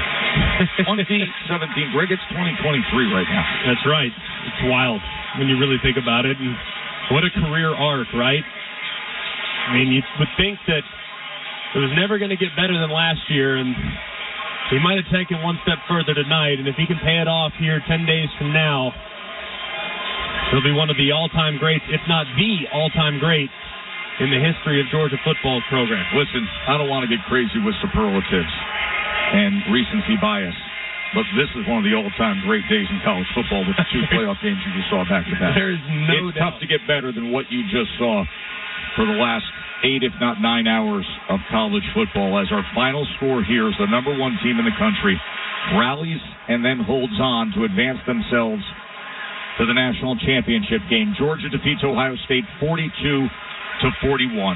For Greg McElroy and Katie George, our producer Mike Martino, our spotter Calhoun, the statistician Mick Stats, and our engineer Bob White, I'm Joe Tessitore from Mercedes-Benz Stadium in Atlanta. Enjoy the rest of your evening, including Kevin Winter in the studio with the post-game show right now. Guys, great job. Joe Tessitore, Greg McElroy, Katie George. It has been a privilege to be part of the broadcast with you. And as Tess mentioned, everyone, Happy New Year. And with that, let's pause 10 seconds for station identification. You're listening to the 2022, for a little while longer, Chick-fil-A Peach Bowl on ESPN Radio and the ESPN app. Bart Scott and Alan Hahn. Two New York guys doing a New York show. Weekdays at noon. WEPN FM, New York. For those of you on the East Coast, Happy New Year and welcome to 2023. For those of you in other time zones, you're going to hear that throughout the course of the night because as soon as Trevor and I are done on the Princess Cruises postgame show, Princess Cruises, I love this boat, Jason Fitz and Harry Douglas are going to take over from Mercedes-Benz Stadium in Atlanta. Trevor, you and I have got some, we don't have Lucy, I got explaining to do, but we got some explanations and we got some looking ahead to a national championship game on Monday, January 9th. Wow. What a day. What a day. And so much craziness. And now, looking forward to the championship game, it's hard to even get your brain wrapped around what might happen because of all the points that were scored in both of these semis. 179 points today. I promise you're not going to hear them all, but you're going to hear some of them. And the two semifinals were separated by a grand total of 7 points. Highlights of how Georgia advanced to take on TCU a week from Monday are all next. So the Princess Cruises postgame show. This is the Chick-fil-A Peach Bowl on ESPN Radio and the ESPN app. You've been listening to the Chick-fil-A Peach Bowl between Georgia and Ohio State on ESPN Radio. Now that Georgia is on to the title game. If they win back-to-back titles, how would we compare Kirby Smart to his former boss, Nick Saban? Keyshawn, J. Will, and Max will have a full breakdown of the college football playoff Monday morning starting at 6 right here on ESPN Radio. Yo, Pablo Torre here, host of the ESPN Daily Podcast. When you want to go beyond your feet, when you want to get inside the score, when you want to get behind the highlight, there's ESPN Daily. Go deeper into the stories of the moment. Get the exclusive access and insider perspective that only ESPN can give you. ESPN Daily, hosted by me, Pablo Torre. Listen and subscribe wherever you get your podcasts. Is that a horse? Actually, it's a wild stallion. Since Navy Federal Credit Union's Platinum Card made it easier to tame our holiday debt, I wanted to see if I could tame something else. Help me saddle up. I need to pick the kids up from school. With a low intro APR on balance transfers, the Platinum Credit Card lets you take control of your debt. Learn more at NavyFederal.org/Platinum Offer. Navy Federal Credit Union. Our members are the mission. Insured by NCUA. If you have ever thought about remodeling your bathroom but were worried it would take too long or cost too much, then stop worrying. Right now, Jacuzzi Bath Remodel has designed a collection of high-quality custom products and perfected the one-day remodeling experience so you can enjoy your new bathroom faster than ever before. It's a worry-free bath remodel from the most trusted brand name in the business, Jacuzzi. A jacuzzi bath system fits in your existing tub space. It's a no-mess installation with an amazing style selection, factory-certified installers, and a limited lifetime warranty. Call 800-717-4599. That's 800-717-4599 right now and get 50% off installation with no interest and no payments for 12 months. Replace that old bathtub today with a walk-in shower for a safer bathing experience. If you have lived in your home for over 15 years, it's time to remodel your bathroom. For a virtual or in-home appointment, call 800-717-4599. That's 800-717-4599. 800-717-4599. Anyone who has ever needed self-storage knows what a hassle it can be. You have to rent or borrow a truck and then find someone to help you move your stuff. And let's face it, moving furniture and heavy items without damaging them isn't easy. Renting the unit is worse. The hidden fees and admin costs are scarier than the dingy facilities you're leaving your stuff in. Why not use Closet Box instead? Closet Box is self-storage without leaving home. They'll pick up your belongings, store them securely, and bring any item back when you need it. The best part? Unlike traditional self-storage, you only pay for what you store. No paying for unused storage space. Closet Box's background check storage movers are licensed, bonded, and insured and will take care of all of the heavy lifting. Closet Box's local storage centers are temperature controlled and monitored 24/7. Closet Box has an A+ rating from the BBB. Call 877-233-5696 now for the season's best rates. Get $50 off first month storage using code Radio50. That's 877-233-5696. 877-233-5696. Attention, per the current government mandate, U.S.-based insurers are now required to cover at-home COVID testing kits with no out-of-pocket fees to you. If you have a current insurance plan, you are eligible to receive up to 8 COVID-19 tests shipped to you each month absolutely free, as long as the government mandate is in effect. Just visit yourfreetest.net to register now from the comfort of your own home. That's yourfreetest.net to receive your tests shipped to you at no cost. Go to yourfreetest.net today.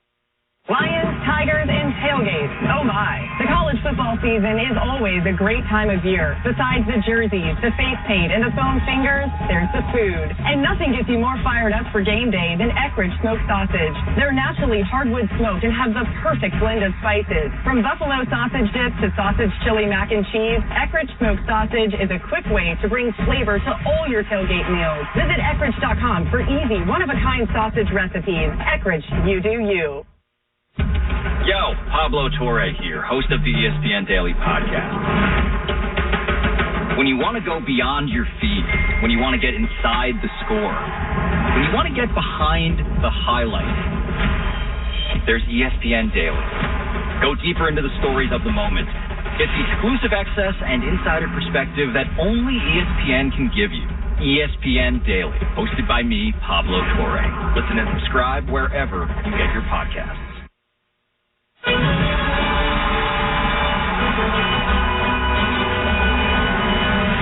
is the college football playoff semifinal at the Chick-fil-A Peach Bowl on ESPN Radio and the ESPN app. Kevin Orchard with you, Trevor Maddich on the Princess Cruises postgame show. Princess Cruises, I love this boat. We are done in Atlanta. We finished hours ago in the deserts. All told, Trevor Maddich, 16 semifinal games before today. 13 were decided by double digits. Combined 7 points decided these two today. 4th and 10, bad snap. It's loose on the turf. Picked up by Michigan. Lateral to Edwards. He laterals forward to Loveland. He's going to be tackled, and it's a turnover on downs. TCU is going to pull off the stunning upset. The Horned Frogs are going to go to the college football playoff national championship game. 51-45. TCU shocks the world against Michigan. One of the two unbeatens went down. Georgia has just survived. And now Caesars Sportsbook has installed the Georgia Bulldogs, a 13-point favorite, Trevor Maddich, a week from Monday night at SoFi Stadium in Los Angeles. The total is 63 points between Georgia and TCU. They must think that TCU's offense isn't all that good. TCU, I think, is going to score a lot of points against this Georgia defense that was lit up in the SEC championship game by LSU and then lit up by Ohio State in this game. I'm taking the over, Kevin. There were, I'm going to guess, and I think I'm accurate. I know 57 was the first game, 62 the second, so what's that, 112, 115? So the total combined over-under points was 115 today for the two games. There were 179 scored. And that's crazy because Georgia, best defense in the nation, Michigan right up there with them. Both of them gave up a ton of yards and a ton of points. Let's give you the answer to tonight's Dr. Pepper trivia question. It ain't bowl season without the delicious taste of an ice cold Dr. Pepper. The one fans deserve. We'll do this before we get to the highlights, and we'll do this because it is still alive. Georgia is trying to become the first team since Alabama to win back-to-back national titles in 11 and 12, I believe it was. I know, 10 and 11, or 11 and 12. 11 and 12. Who was the last team before Alabama, Trevor Maddich, to win back-to-back natties? I'm thinking it was Nebraska, but you got to go back to before most people listening were born. USC. USC. Think about it. USC was going for the three-peat. USC was going for the three-peat. That's right. 03-04. Matt Liner and those guys. Yeah, Nebraska was in the mid-90s. Nebraska was before them. Right. So Nebraska, USC, Alabama. Wow. And now Georgia is trying to join that group. Tonight's game flow is brought to you by Progressive Insurance. Get a business insurance quote online in as little as 6 minutes. Visit ProgressiveCommercial.com. I don't know if there's any other place to start if we're going back to the beginning, or at least somewhere in the middle, than C.J. Stroud and his performance tonight for the Ohio State Buckeyes. Straight to the line is Stroud. Snap. Back to pass. Downfield. Gets it complete to the 15. To the 11-yard line is Ibuka. A little bit of tempo. C.J. Stroud rolled back and went 27 yards downfield to Ibuka. And here come the Buckeyes again. Here they come indeed, Joe Tessitore. 23 of 34, 348 yards, 4 touchdowns for C.J. Stroud. The Ohio State Buckeyes would enter the fourth quarter with a 38-24 lead. There's 2 turning points of this game. I want to get one. This was against Marvin Harrison Jr. 3rd and goal from the 7-yard line. Stroud out of the shotgun. Hayden in the backfield. He sprints right. Flush back to the 23. Lost it to the end zone. Back of the end zone. Incomplete. He was trying to get it to Marvin Harrison, and a flag is down. Personal foul. Targeting. Defense number 22. Half the distance to the goal. Automatic first down. Trevor Maddich, Marvin Harrison, there was no targeting. He got hit in the shoulder, but he got absolutely walloped enough.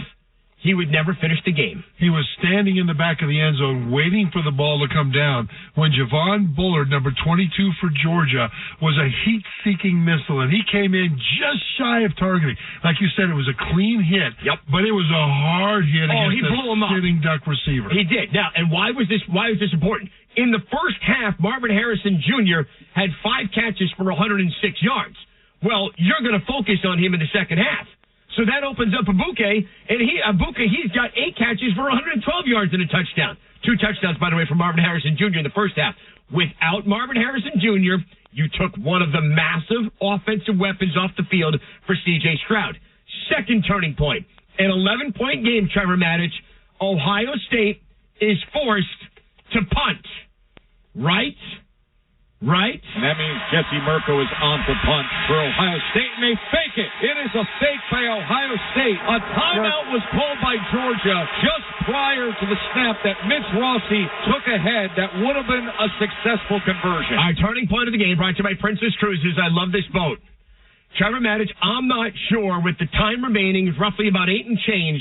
I don't know if an 11-point deficit ends the ball game, but Kirby Smart, recognizing he had no coverage in alignment on the far side of that punt formation, he kept his team's chances on life support. That's why that's a turning point of the game. And he did it with maybe a half a second before that snap. It was phenomenal. And you're right. What happened was the right side of the Georgia punt coverage unit didn't have anybody in contain. Nobody was lined up out there. And so that triggered a snap to the up back by the punt team of Ohio State. And they ran through that empty space and converted the first down. But a half a second before the snap, Kirby Smart, the Georgia coach, saw what was going on. He ran up to the official that was standing on the sideline right in front of his bench. Bang. Timeout. And so Ohio State, it was no play. Ohio State punts the ensuing drive, 76-yard touchdown for Georgia. First down at the 24-yard line of Georgia for Stetson Bennett. They're going left to right. Bennett, play action, back to pass. Going to take a shot downfield, looking for Smith, is wide open. Smith at the 20, 15, 10, 5. Touchdown Dogs. Arian Smith. And oh boy, there's a little bit of a bite left to these Bulldogs. Oh, Joe Tess, there certainly is. 2-point conversion good.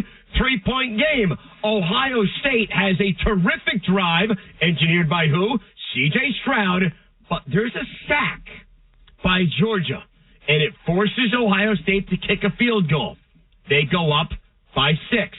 What happens next for Stetson Bennett? 2nd and 5 from the 10-yard line. 1 minute to play in the game. Bennett back to pass. Bennett looking, end zone. And he's got it! He's got it! A.D. Mitchell with the touchdown catch. How about these Dogs? Stetson Bennett, cool as can be, brings Georgia right down the field, and we are tied 42-41 on the extra point. Trevor Maddich, 5 plays, 72 yards, a minute 49 on the 10-yard touchdown pass to the Donnie Mitchell. And A.D. Mitchell was phenomenal. It was man coverage. He lined up on the left. He ran into the end zone and just over the goal line, with the defender right behind him in trail coverage, waiting to see, will he break right, will he break left? And A.B. Mitchell did a shimmy with his shoulders. He faked to the inside. The defender bit on the inside fake, and Mitchell broke outside to the left, and he ended up open for that pass. It was a brilliant route. It is Georgia by 1. He's Trevor Maddich. I'm Kevin Winter inside our Princess Cruises studios here on the postgame show. Follow me the Chick-fil-A Peach Bowl. Georgia by 1, but there's 55 seconds to go. Noah Ruggles just hit from 48. C.J. Stroud and Ohio State have 2 timeouts. C.J. Stroud and Ohio State all of a sudden get into field goal position. C.J. Stroud out of the shotgun from the 42-yard line, backs up to the 30, steps up in the pocket, pumps. Now he runs, tucks to the 50, to the other 45, to the 40. He's in field goal range immediately with a big run of 28 yards. He crosses that line. You see it on television all the time, that thick green stripe. They call it the target line. He crossed over that line. But, Trevor, the next 3 play calls for Ohio State, they're kind of questionable. In fact, they lose yards. So now the field goal for Noah Ruggles is from 50. Ironically, and I tweeted it, right? My prediction. I said, my prediction, this game will end as 2022 ends. I think I was off by 2 seconds. From 50. Noah Ruggles with a chance to be a Buckeye legend. A 50-yarder to take the lead. 8 seconds left. Snap. Hold, kick, driven, and it is no good. It is no good. And you can hear the roar of the Bulldog fans here in Atlanta. Wide left. Trevor Maddich. Georgia's quest for perfection remains 42-41. Woo! So you thought that 2022 would end wide left?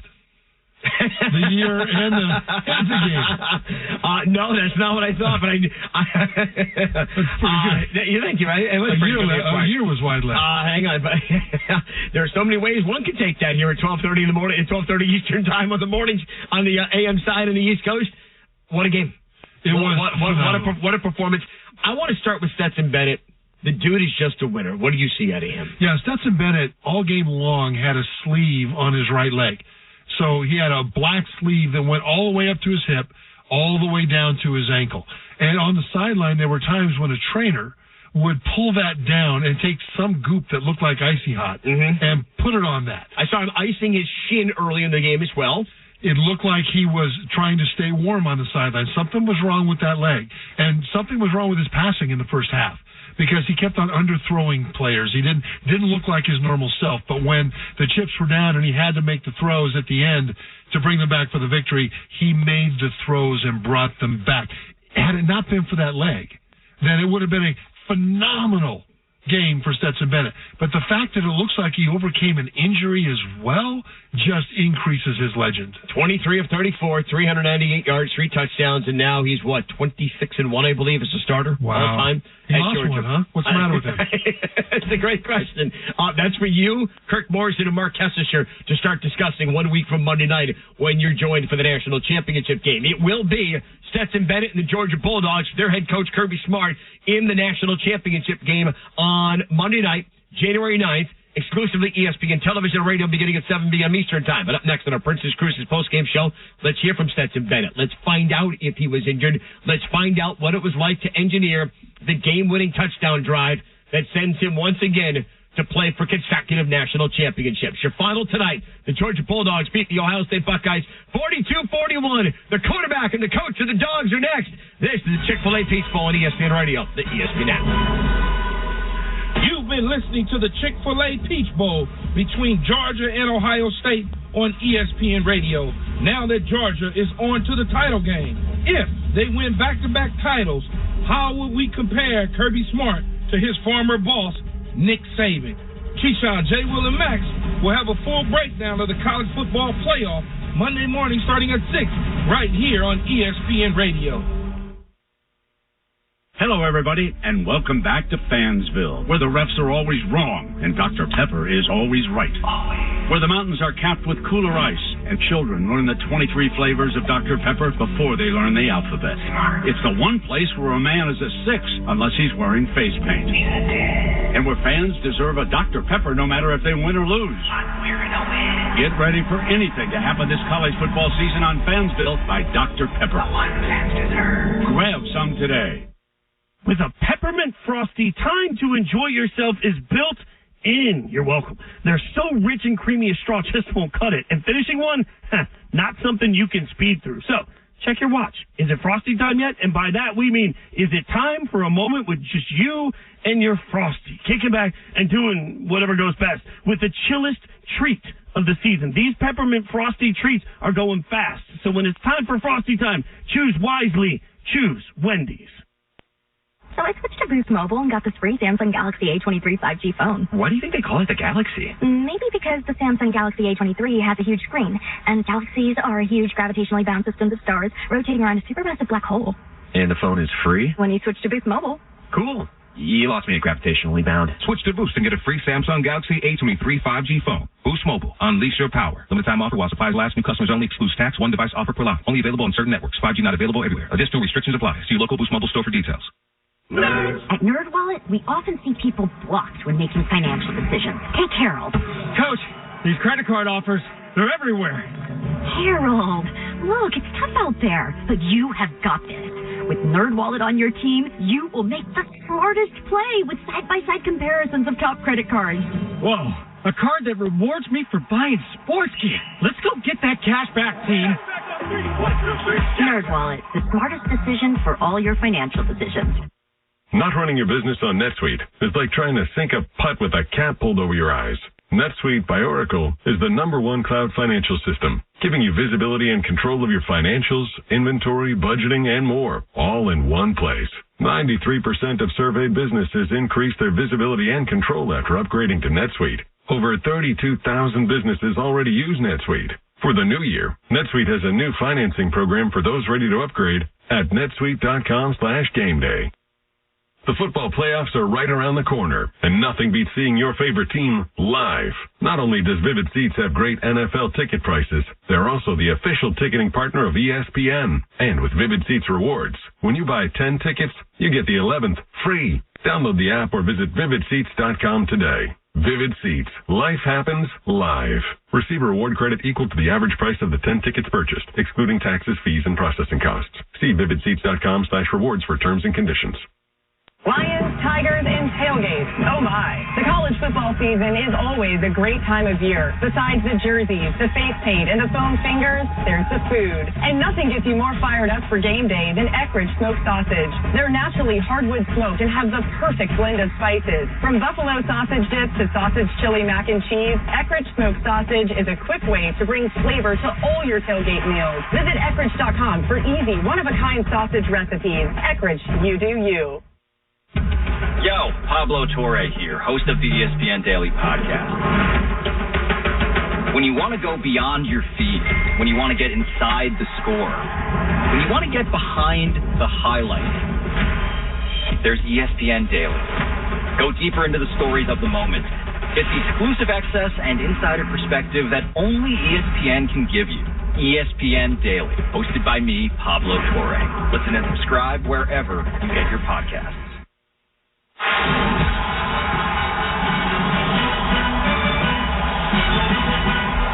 You're listening to the College Football Playoff Semifinal at the Chick-fil-A Peach Bowl on ESPN Radio and the ESPN app.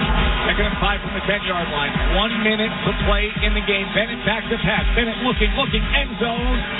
And he's got it! He's got it! He's got it! A.D. Mitchell with the touchdown catch! How about these dogs? Stetson Bennett delivers again. With Trevor Mattis, I'm Kevin Winter inside our Princess Cruises studios. Game-winning touchdown drive. Final drive, 5 plays, 72 yards, $149, 10-yard touchdown pass, and then a field goal for the Buckeyes from 50 goes wide left, and Georgia knocks off Ohio State 42-41. Get Trevor's thoughts for the national championship game between TCU, which, by the way, were plus 20,000 to start the season, to win the national title, Everybody wishes they had put their life savings on TCU. Hell, I wish they put $10. That would be my life savings. Let's just start with $10.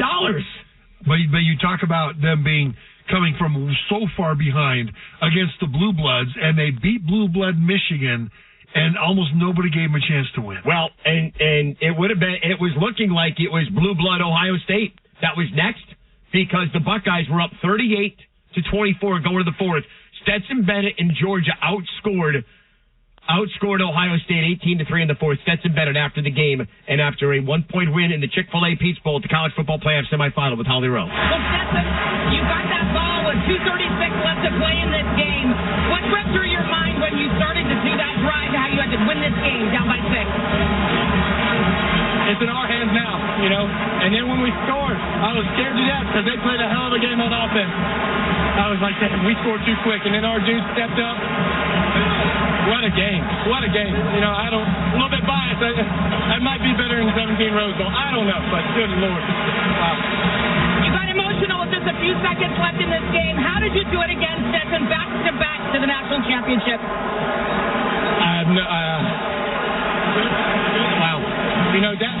They're a freaking unbelievable team, dude. Wow. And we fought, and they beat us, it seemed like the whole game. And then we came back when we needed to make a play. We had Karras, and then AD came back.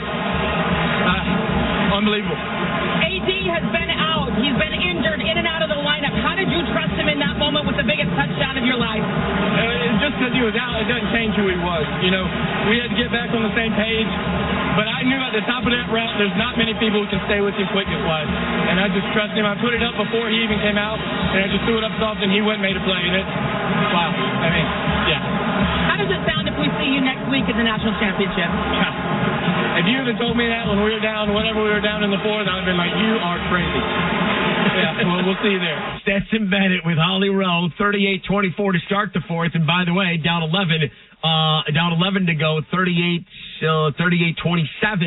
with about 8 to go, facing a fourth down or an Ohio State fourth down on a fake punt that your coach called the timeout on. I'll tell you what, Trevor, before we hear from you, let's hear from Kirby Smart. He spoke with ESPN's Laura Rutledge after the victory, and a stunning victory and maybe the timeout to save the team season. Coach, you said that your team would need to win this in the fourth quarter. It took till late in the fourth quarter, but how did they do it? Great resiliency, never say die attitude, great toughness. I mean, at the end of the day, we didn't play real well. Ohio State probably deserved to win the game, but we never quit. We never quit. We didn't play our best game. Maybe they didn't either, but we missed some field goals early that cost us. We stayed in the game and hit some big plays. I couldn't be prouder of these kids. This is a special group now. They've overcome. Everybody's questioning them all year. There's lack of respect from game one till now. I'm proud of them. Go Dogs. You had a moment with Stetson Bennett in the fourth quarter telling him that you needed more out of him, and then he delivered like he usually does with his back against the wall. What did he show you? Well, he showed great competitive character, but he's got to play within our system, and he's got to do what he's supposed to do, or you can't win games. He didn't get those opportunities until the defense stopped him, and we got fortunate to stop him a couple times. He must play better if we expect to win the next one. You are going to have a chance to play for another national championship. You mentioned that this team has been doubted, but why are they ready for TCU? Well, I don't know that we're ready for TCU right now. Based on what I just saw, we got a lot of work to do. So I don't know enough about TCU. I know I respect their coach and their program, and they did a tremendous job today, but we got to play better. Kirby Smart and Trevor Mattis is probably just, like half of America. They didn't know a lot about TCU until today. I want to take you and I back, 12 hours ago, it seems like, when you and I started College Football Live with Harry Douglas. We talked with Chris Fowler, and he had a conversation with Kirby Smart where Kirby mentioned that he kind of went, oh, bleep, when they saw Ohio State's name next to his for the semifinal, and that's the kind of game they got tonight. And that's because of C.J. Stroud and those wide receivers. Remember that Georgia gave up 502 yards passing to LSU in the SEC championship game. C.J. Stroud and the Buckeyes came out and lit them up through the air again. And part of the reason was Georgia was trying too hard on the pass rush. They kept on getting out of pass rush lanes, losing contain, allowing Stroud to extend plays, to scramble when he shouldn't have been able to. And he burned them for that. And so I think Ohio State's passing attack was inside their head the entire game. A week from Monday night, if you are listening to College Football Live beginning at 7 Eastern to start the pregame coverage for the national championship game with Mark Kestecher, Trevor Maddich, and Kirk Morrison, there is a phrase you are going to hear: contain or rush lane. And you may feel the steam coming off of Trevor's head when he talks about Georgia and their defense. You mentioned Ryan Day. You mentioned C.J. Stroud. I hate to say losers because they're not. The team that lost, the coach of the Buckeyes and the quarterback of the Buckeyes, team that's lost back-to-back games, they're at the podium addressing the media in Atlanta. Let's go there now. Tim Maylor Monroe, CJ, on that last drive, it was just do whatever it takes, right? I mean, you took off running several times there in the fourth quarter. What were you thinking there near the end of that drive and stuff? Obviously, try to set up the field goal. Yeah, first and foremost, I just want to give all glory and praise to my Lord and Savior, Jesus Christ. Amazing just to be out there in that atmosphere and just have the opportunity to play with my brothers again. And, I'll just try to leave it all on the line. Honestly, games like this, you're lost for words when they come down to one play, but honestly, it doesn't come down to one play. So many things that line up to those plays. But that last drive, man, I see how much time we had with timeouts, and I knew that we could do it. And I tried my hardest to get us down there. I got to maybe split somebody else, make another move, try to just get a little more. But I tried my hardest. I think I left my heart out on that field. And, of course, it's something that is heavy on the heart, and it's going to be tough. But, I don't want to go out there with anybody else. I love my teammates so much that we put everything on the line, and I would never want to do it with anybody else. So. Hey, Ryan, real quick, Marvin Harrison Jr., was he ruled out protocol-wise? Concussion protocol, he couldn't go back. Yeah. And then a lot of people are going to be asking about that first down call after CJ got down to the 31-yard line. I think it was a run to Hayden. What were y'all thinking there? What did you think? Two timeouts left, adding to the field goal. If we didn't have two timeouts left, they were going zero. So if you split one, you could come out the back end there. Two timeouts left. Any couple yards right there can add to the field goal, and that was the idea. Didn't quite execute it as well as we would like to, but I wouldn't change that call. It's a good call, great call. That is C.J. Stroud backing up his head coach, Trevor Maddich. So there they are. By the way, interesting to hear Ryan Day, and there's going to be more on this coming out of this game. Marvin Harrison Jr. was in concussion protocol as to why he couldn't come out. Okay, Kevin Winter with you, Trevor Maddich. We're going to start wrapping things up here on the Princess Cruises postgame show. Reminder, across the ESPN Radio Network, Jason Fitz, Harry Douglas are going to be back live at Mercedes-Benz Stadium. Still in our broadcast position. They're going to take you home. They're going to take you home for the rest of the night. Trevor, I want to get your early thoughts. I told you the line. It is TCU, a 13-point underdog to Georgia. Your early thoughts on the national championship game between the TCU Horned Frogs, a one-loss team, and the Georgia Bulldogs, a perfect team. My early thoughts are, I think TCU's defense might have a much better chance against Georgia's offense than I thought they might have. When you look at what they did against Michigan, Michigan had the ball 3 times inside the 5-yard line. 3 times and came away with combined 3 points. And then TCU's defense had 2 pick-sixes. They scored 2 touchdowns on their own. They were aggressive. They were disruptive. And I think a lot of people that saw the first half of the season and the TCU defense give up a lot of yards and a lot of points, this would be surprising to them. But we saw their defense get better and better over the second half of the season. So I still think this will be a fairly high-scoring game. But anybody that thinks that Georgia's going to truck this TCU bunch, I think might have something else to see. Well, I'm seeing 63, 64.5, 64.5 is your point total. So if you can find a 63, jump all over that one right now. That's my early advice. Your final scores today at the Verbo Fiesta Bowl in Glendale, Arizona. The TCU Horned Frogs, they do shock the world. They beat Michigan, but it's also the amount of points they put up. 51-45 is your final. And tonight at the Chick-fil-A Peach Bowl is Georgia misses a field goal in the closing seconds. 3 seconds away from the end of 2002 coming. Final score tonight, Georgia wins against Ohio State 42-41, outscoring the Buckeyes 18-3 in the fourth quarter. My man, it has been an absolute pleasure to spend New Year's Eve with you one more time, and now, well, into the new year. What a day we had in college football today. It was a popcorn day. Just put your feet up and watch some of the best college football you'll ever see. Now I'm about to put my feet up, and I'm about to do something else. Trevor Maddich, Harry Douglas joined us. Harry and Jason Fitz are going to be carrying you through the rest of the night. Monday, January 9th, starter coverage, 7 p.m. Eastern Time, exclusively ESPN Television and Radio. It is number 1, Georgia. Number 3, TCU. They'll play for the national championship. For Trevor Maddich and our entire crew, Happy New Year, everyone. I'm Kevin Winter. We thank you for listening to the College Football Playoff Semifinals on ESPN Radio. Huddle up, people. Matthias Cuban is time for the Caesars Report. Caesars has boosts and promos every day, but your very first bet is on Caesars, up to $1,250.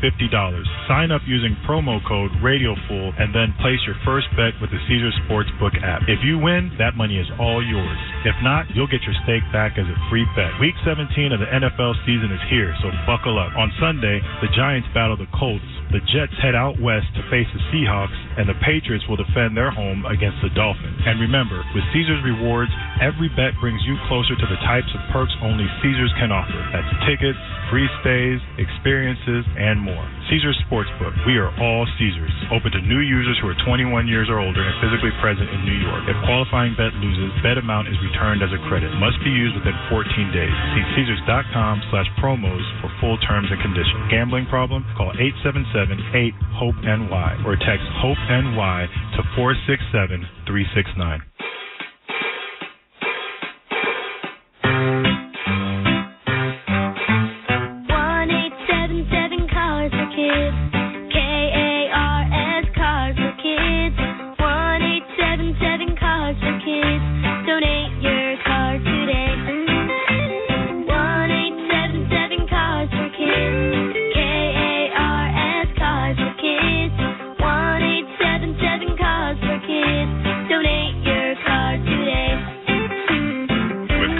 At an all-time high, our donors are now getting highest receipts ever.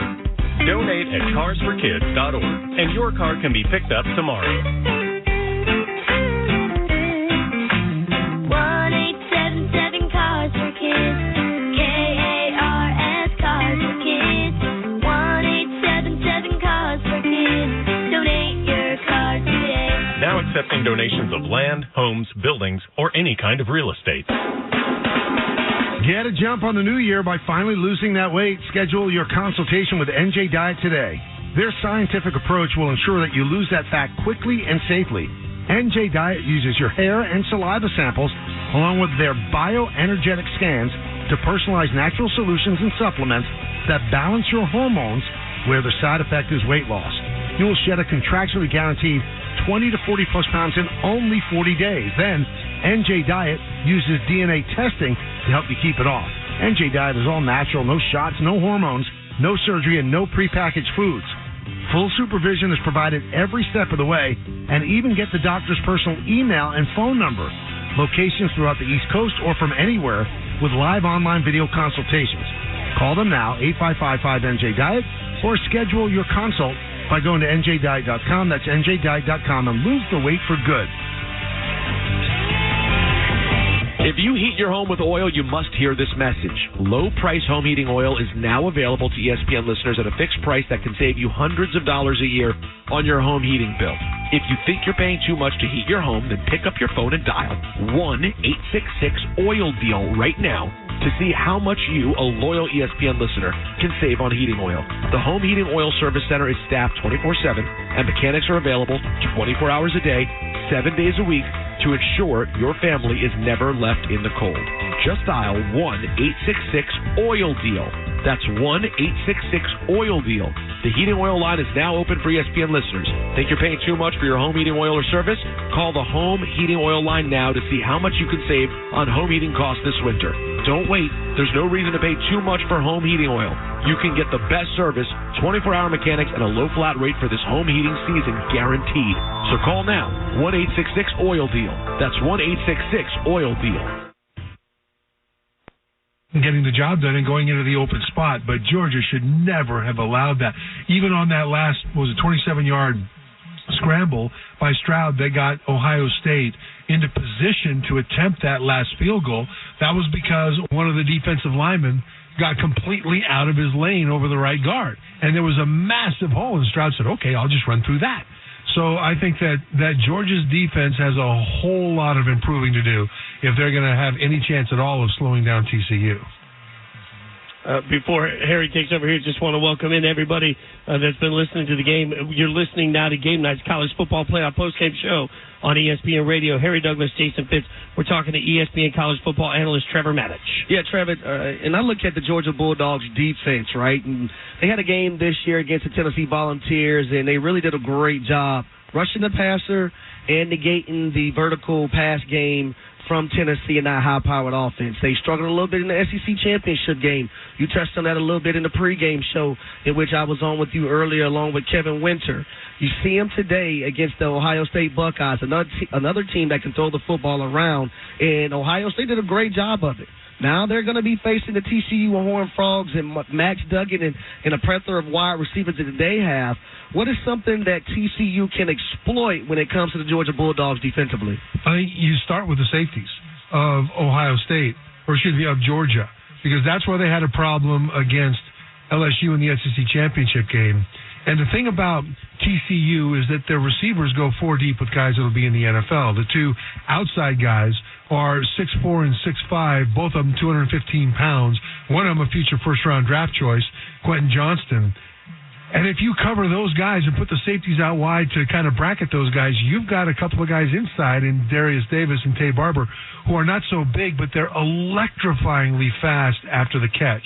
And I can see TCU exploiting the middle, making those safeties run with those smaller receivers with yards after the catch. So I think for the Georgia defensive backfield, they gave up 502 yards to LSU, 348 yards to Ohio State through the air today.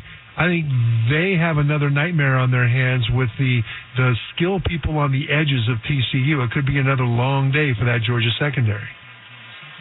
All right, Trevor, make me smarter. What the hell happened to Michigan's defense in the second half of that game? Michigan's defense, well, the problem was the players that TCU could throw out to them. I think that although the biggest problem was not Michigan's defense, it was Michigan's offense, for goodness sake. That was the bigger problem. They threw 2 pick sixes. They were terrible. Quarterback drops back to pass. J.J. McCarthy on both of them. Stared at the receiver on both of them. One was a quick out to the right. One was a quick in to the right. And they were both intercepted in return for touchdowns. And then there were 3 times when the Michigan offense got inside the 5-yard line. 3 times. And they came away with a total of 3 points for those 3 times. Part of it was terrible play calling, I thought, by the coaches, and part of it was just horrible execution by the Michigan players. But when you combine those 2 pick sixes with 3 combined points on 3 trips inside the 5-yard line, and you can point to that as why Michigan did not win this game. And I'll tell you, Trevor, in each ball game, you played the game at a very high level, was phenomenal in doing so. But from an offensive standpoint, you talk about third downs in which Michigan was not good. You talk about the red zone area in which Michigan was not good. And then you talk about the turnovers that turned into 14 points for TCU. They were not good in those categories. So you're 0 for 3 in 3 major categories in the game of football. And most likely you're going to lose that football game, and that's exactly what happened to the Michigan Wolverines. Yeah, and Trevor, real quick before we get you out of here, I thought it was kind of crazy that Michigan didn't come out and just say, hey, we're going to be patient and pound the football and run the football the whole game. That's what I expected, right? And it just felt like instead they were putting the ball in J.J. McCarthy's hands and saying, go to town. Were you surprised by that? Yeah, I thought Michigan in some ways committed coaching malpractice. We talked about bad play calling down inside the 5-yard line. One of those was, they had the ball literally, inside the 5. They had third down with the best offensive line in college football, and instead of running the ball or with a mobile quarterback, J.J. McCarthy, having him run it, they ran a trick play where it was a end around, double reverse. They got tackled for a loss. It was horrible. I think that was 4th down, actually. And so that was a bad... Philly special. Yeah, Philly special. Yeah, it was terrible. So much... Unbelievable, Trevor. Blew my mind. So much for special. But Fitz, you talk about the play calling in terms of not running the ball so much, right? What happened was the defense of TCU brought extra guys up to the line of scrimmage and fired them into the running gaps from different directions. So that 3-3-5 defense with only 3 defensive linemen was a lot harder to crack from a running standpoint for Michigan because of how many guys were coming in different directions. But then, instead of throwing the ball in the first half vertically over the top, since they were bringing so many safeties down low, their passing game was shorter outs and shorter slants, where all those guys were coming up to gum up the rushing attack and the short passing game. Finally, Michigan started to throw the ball over the top, and they were incredibly successful. It's the biggest reason why they were able to score 45 points in this game, but they were way delayed in getting to that point because they were so stubborn in handing the ball off and throwing short when TCU was obviously gumming up with numbers the lanes that they wanted to move the ball through. That's why I love talking to you, my friends. You make all of us smarter when you break down the game. Trevor Maddich, ESPN College football analyst. Happy New Year, brother. I appreciate you hanging out with us. Happy New Year's, guys. Thanks. Trevor breaking it down brilliantly, and he's the third or fourth analyst I've talked to in the last couple hours to keep talking about that 3-3-5 that it really felt like Michigan wasn't ready for. We'll keep breaking down everything that went wrong for Michigan, what went right for TCU. We know now that the national championship game is going to be Georgia versus TCU. What will that game look like from a Vegas perspective? We'll break that down also. It's Game Night's College Football Playoff postgame show on ESPN Radio and the ESPN app. Mornings with TJ and Max. Can somebody else take over and continue what Deion started? Because you have to learn about it either from your parents or from school. But I learned about it through Deion. I think they're better off now than they were when he started. Keyshawn, J. Will, and Max. Weekday morning starting at 6 Eastern on ESPN.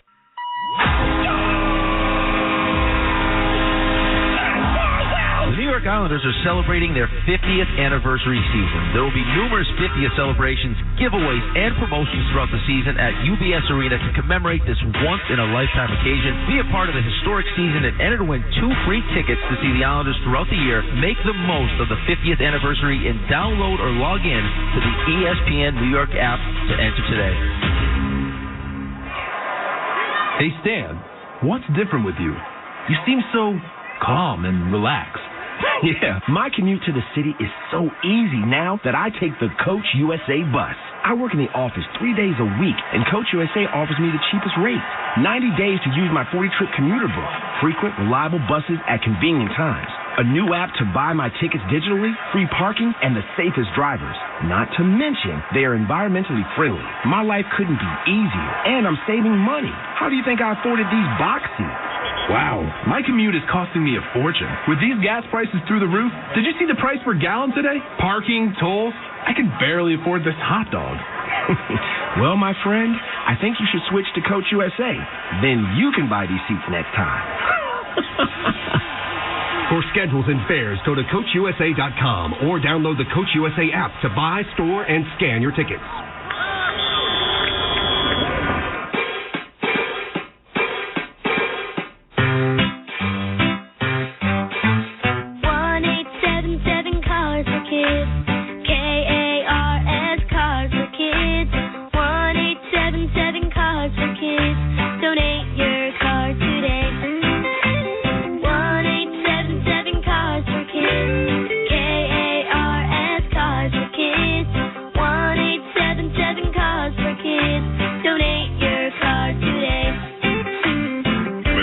At an all-time high, our donors are now getting highest receipts ever. Donate at carsforkids.org, and your car can be picked up tomorrow. 1-877 Cars for Kids. KARS Cars for Kids. 1-877 Cars for Kids. Donate your car today. Now accepting donations of land, homes, buildings, or any kind of real estate.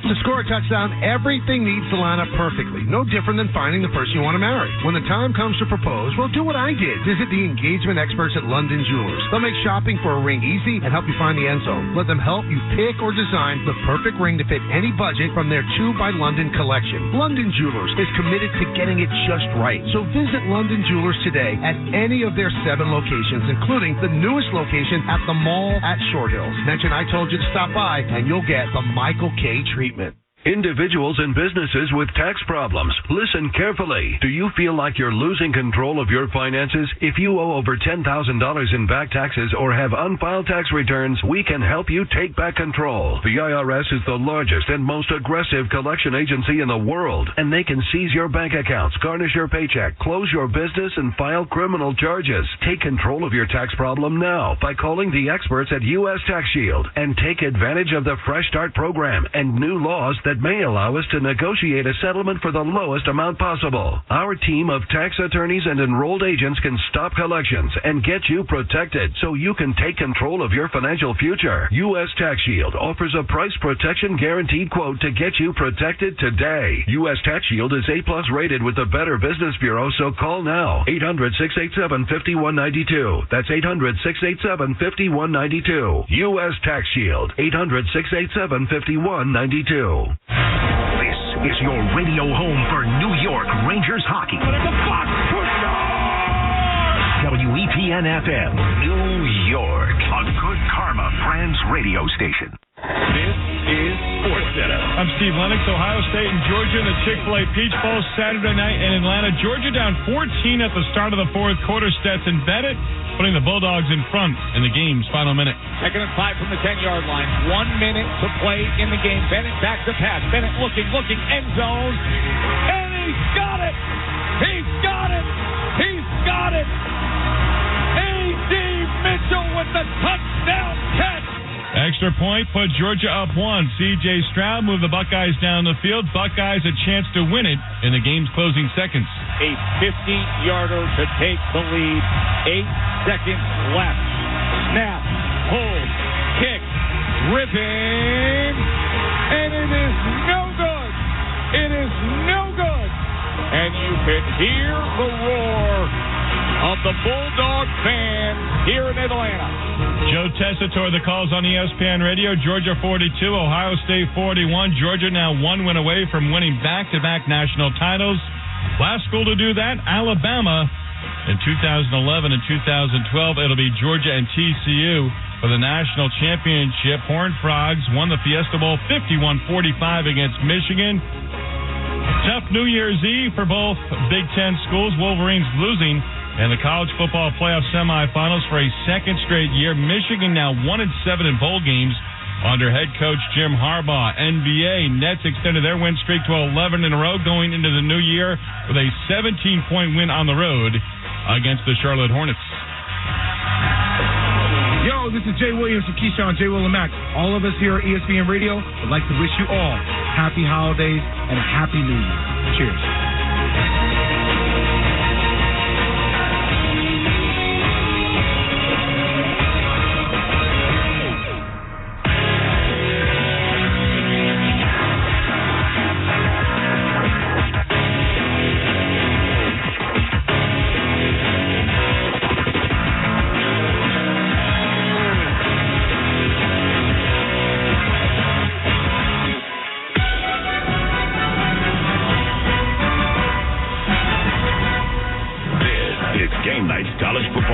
Postgame show on ESPN Radio and on the ESPN app.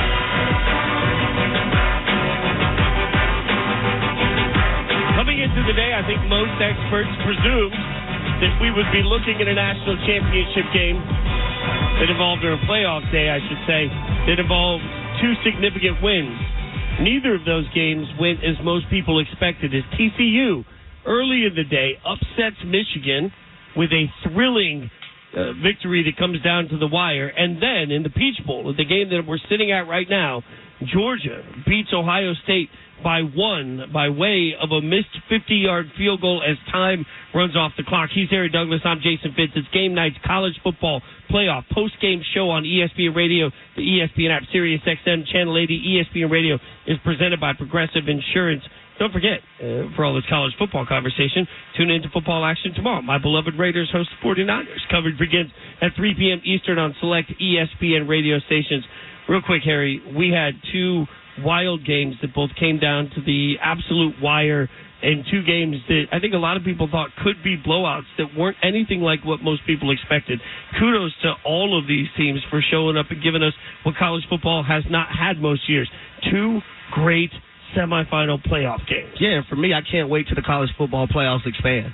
That's what that's telling me right now. We're at a point in college football where I think it's a lot of parity, and you're going to have a lot of teams that can compete, but they only have to, if they're playing a better opponent, they only got to be better than that opponent for 3 hours. And if that opponent has an injury to a prominent player, the chances for them to actually win that game is going to be skyrocketed by a lot. Yeah, let's remember that we now know TCU has made a national championship game before Texas or Texas A&M. Say it again. Even made the playoffs. Say it again. TCU is playing for a national championship before Texas or Texas A&M have even made it to the playoffs. And I got to give a shout-out to Mike Leach, because Sonny Dykes is a Mike Leach disciple. And rest in paradise, Coach Leach, you are a phenomenal coach, but not only a phenomenal coach, an amazing man. And the way you taught Sonny Dykes, now that young man is going to the national championship game, and I know he wants to bring a championship home. We get it for TCU, but you being a mentor to him and showing him the ropes and showing him the way, I know that's one of the things he want to have on his resume, so he can thank you for everything you've done for him. Well, in order for that to happen, TCU will have to find a way to beat Georgia.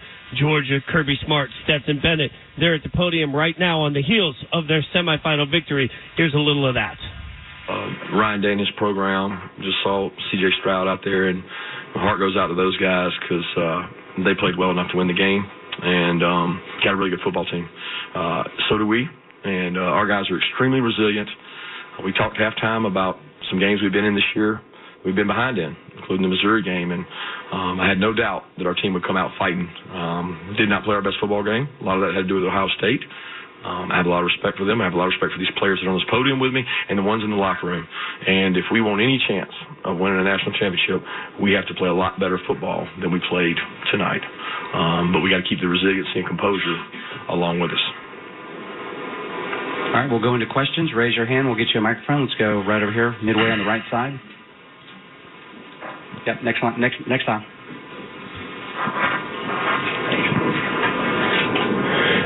Coach, there was a lot of rotation, especially defensively, with guys like Tresman Marshall, Ryan Davis, Marvin Jones all stepping into play roles.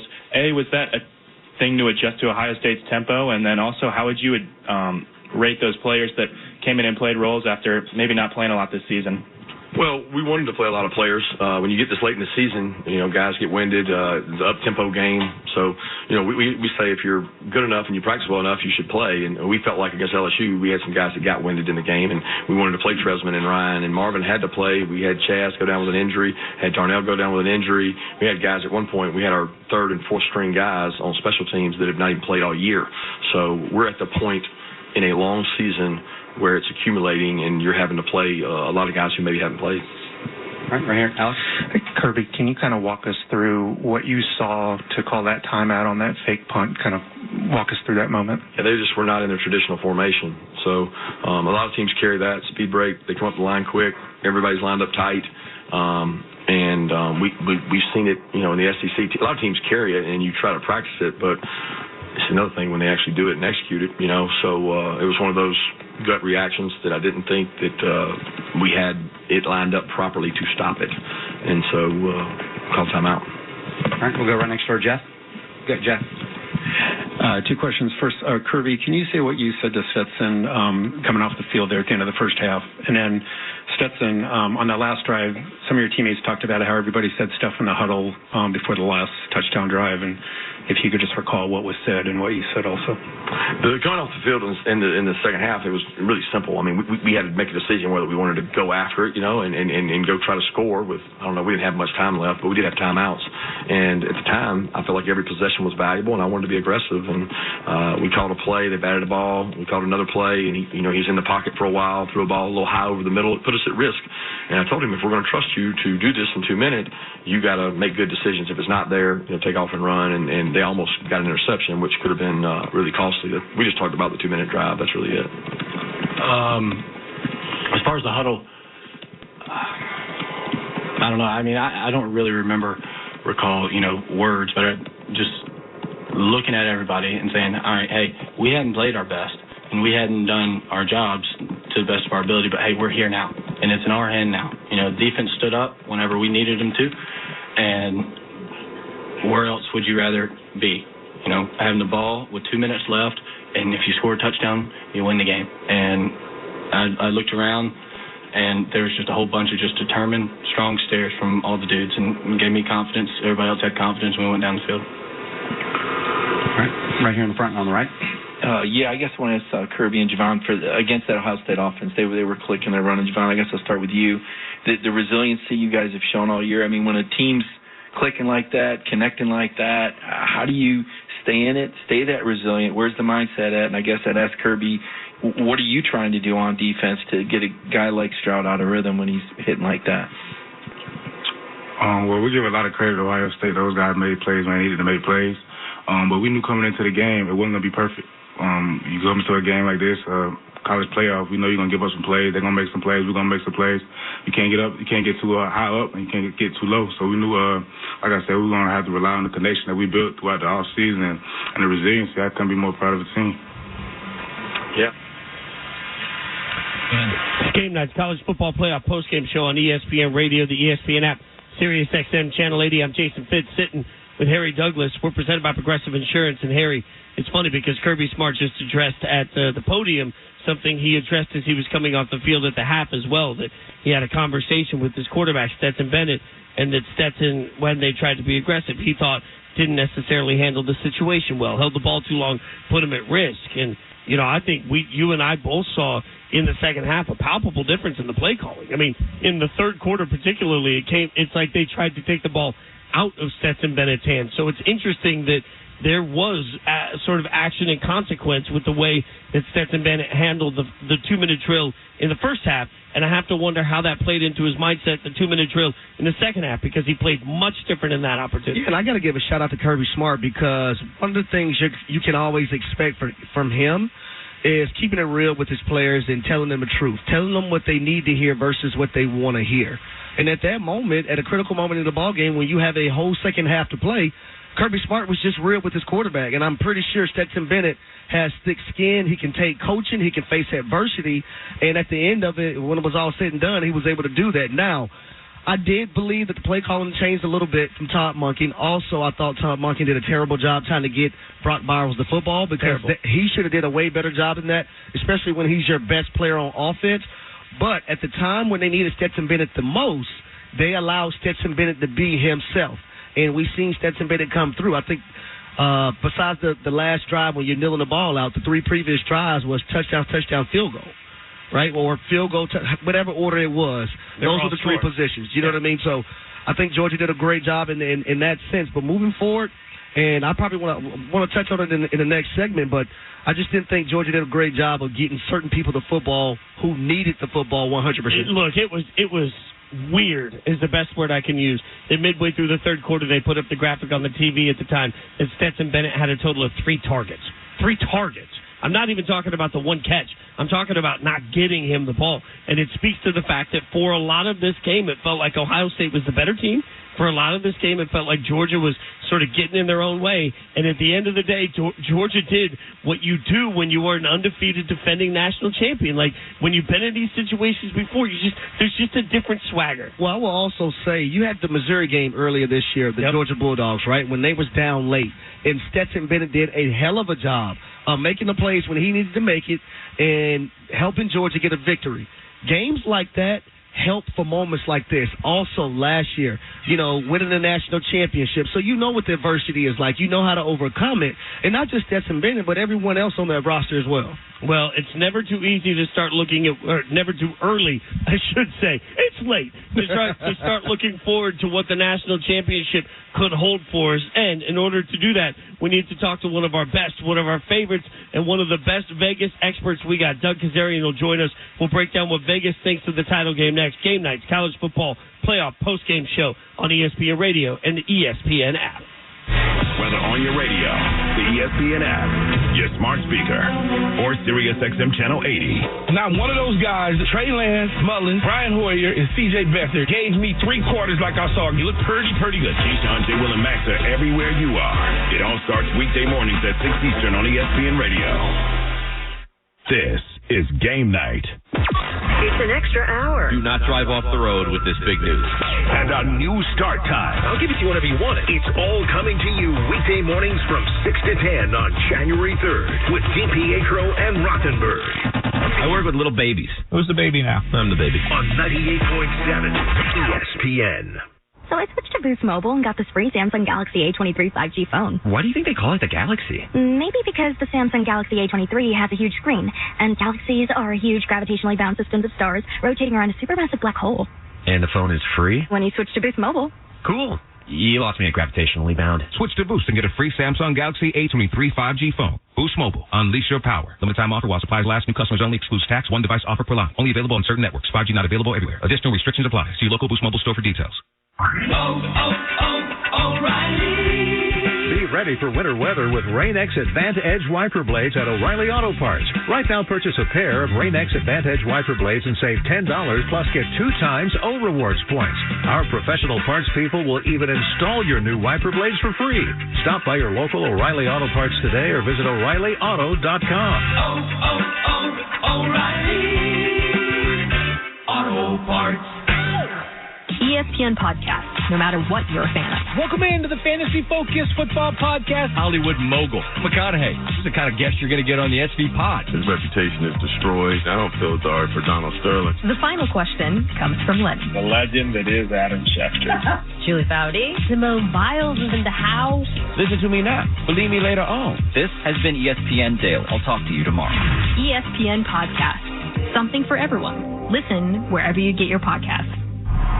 Fordham is Bronxville. Come see the Fordham Rams in action. Basketball season is here. Join them in the historic Rose Hill Gym because it's time for some basketball. The women's basketball team is ready for another successful season with Coach Candace Green leading the way. The men's team, under the direction of head coach Keith Ergo, is looking to tear it up this season. Get your tickets at FordhamSports.com/tickets or call the Rams ticket office. Again, visit FordhamSports.com/tickets or call the Rams ticket office. It's Don LaGreca here for Ramsey Mazda, where it's all about the experience of driving a new Mazda from Ramsey Mazda. Come in for impressive offers during the Season of Inspiration sales event, like a new 2023 Mazda CX-5 2.5S, just $249 per month. Or save with their inventory of certified pre-owned Mazda models. Choose wisely. Choose Ramsey Mazda on Route 17 North and RamseyMazda.com. Call 888-885-2891 for lease details. MSRP $27,975. Cost excludes tax, title, and registration. Zero security deposit. VIN number P01-55512. Offer ends 1/3/23. Every victory over cancer is worth celebrating. We celebrate every life saved by donating to Save Another. It may not save my life. It may save someone you love. Because of all the donations, mine is one of the lives that's been saved. Life is worth celebrating. That's why ESPN and the V Foundation will never give up. Please give. Learn more at V.org. Yo, Pablo Torre here, host of the ESPN Daily Podcast. When you want to go beyond your feed, when you want to get inside the score, when you want to get behind the highlight, there's ESPN Daily. Go deeper into the stories of the moment. Get the exclusive access and insider perspective that only ESPN can give you. ESPN Daily, hosted by me, Pablo Torre. Listen and subscribe wherever you get your podcasts. Individuals and businesses with tax problems. Listen carefully. If you owe over $10,000 in back taxes or have unfiled tax returns, U.S. Tax Shield can help you take back control. The IRS can seize your bank accounts, garnish your paycheck, close your business, and file criminal charges. Our team of tax attorneys can stop collections and get you protected. U.S. Tax Shield offers a price protection guaranteed quote to get you protected today. U.S. Tax Shield is A+ rated with the BBB, so call 800-494-6139. U.S. Tax Shield, 800-494-6139. Is Game Night's College Football Playoff Postgame Show on ESPN Radio and on the ESPN app. First down at the 24-yard line of Georgia for Stetson Bennett. They're going left to right. Bennett, play action, back to pass. Going to take a shot downfield, looking for Smith is wide open. Smith at the 20, 15, 10, 5. Touchdown Dogs. Arian Smith. And oh boy, there's a little bit of a fight left to these Bulldogs.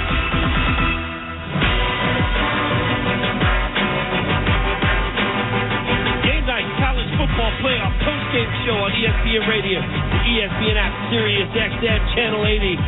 New Year's Eve was full of all of the drama you could possibly imagine for college football fanatics.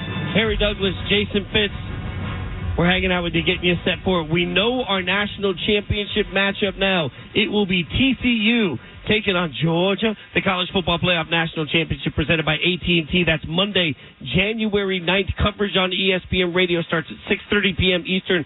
Sean McDonough and Todd Blackledge will have the call. Again, he's Harry Douglas. I'm Jason Fitz. A little sneak peek, late night to Fitz and Harry that will start for you on January 3rd from noon to 3 p.m. Eastern. I hope you'll hang out with us every single weekday. One person we love hanging out with is Doug Kazarian, ESPN Sports Betting Insider, and we knew when we were going to get you the freshest information on the national championship game, we had to go to Doug because he always knows what's going on. Doug, Happy New Year, my friend. We appreciate the time. TCU opens up as a 13.5-point underdog. Was that number surprising to you?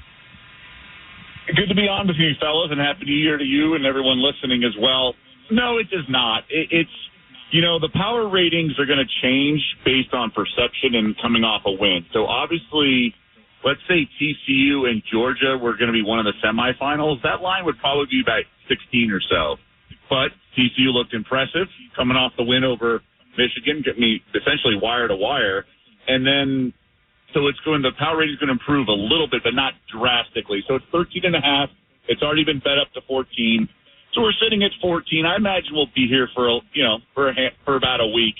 And then we might see some, public money come in on the Horned Frogs. It could be one of those things where it's going to be a lot of public money on the underdog money line, and TCU money line is probably going to get a lot of action just because there's going to be such an attractive money line price. But I think TCU kind of impressed some people who control the odds, but didn't overwhelm them.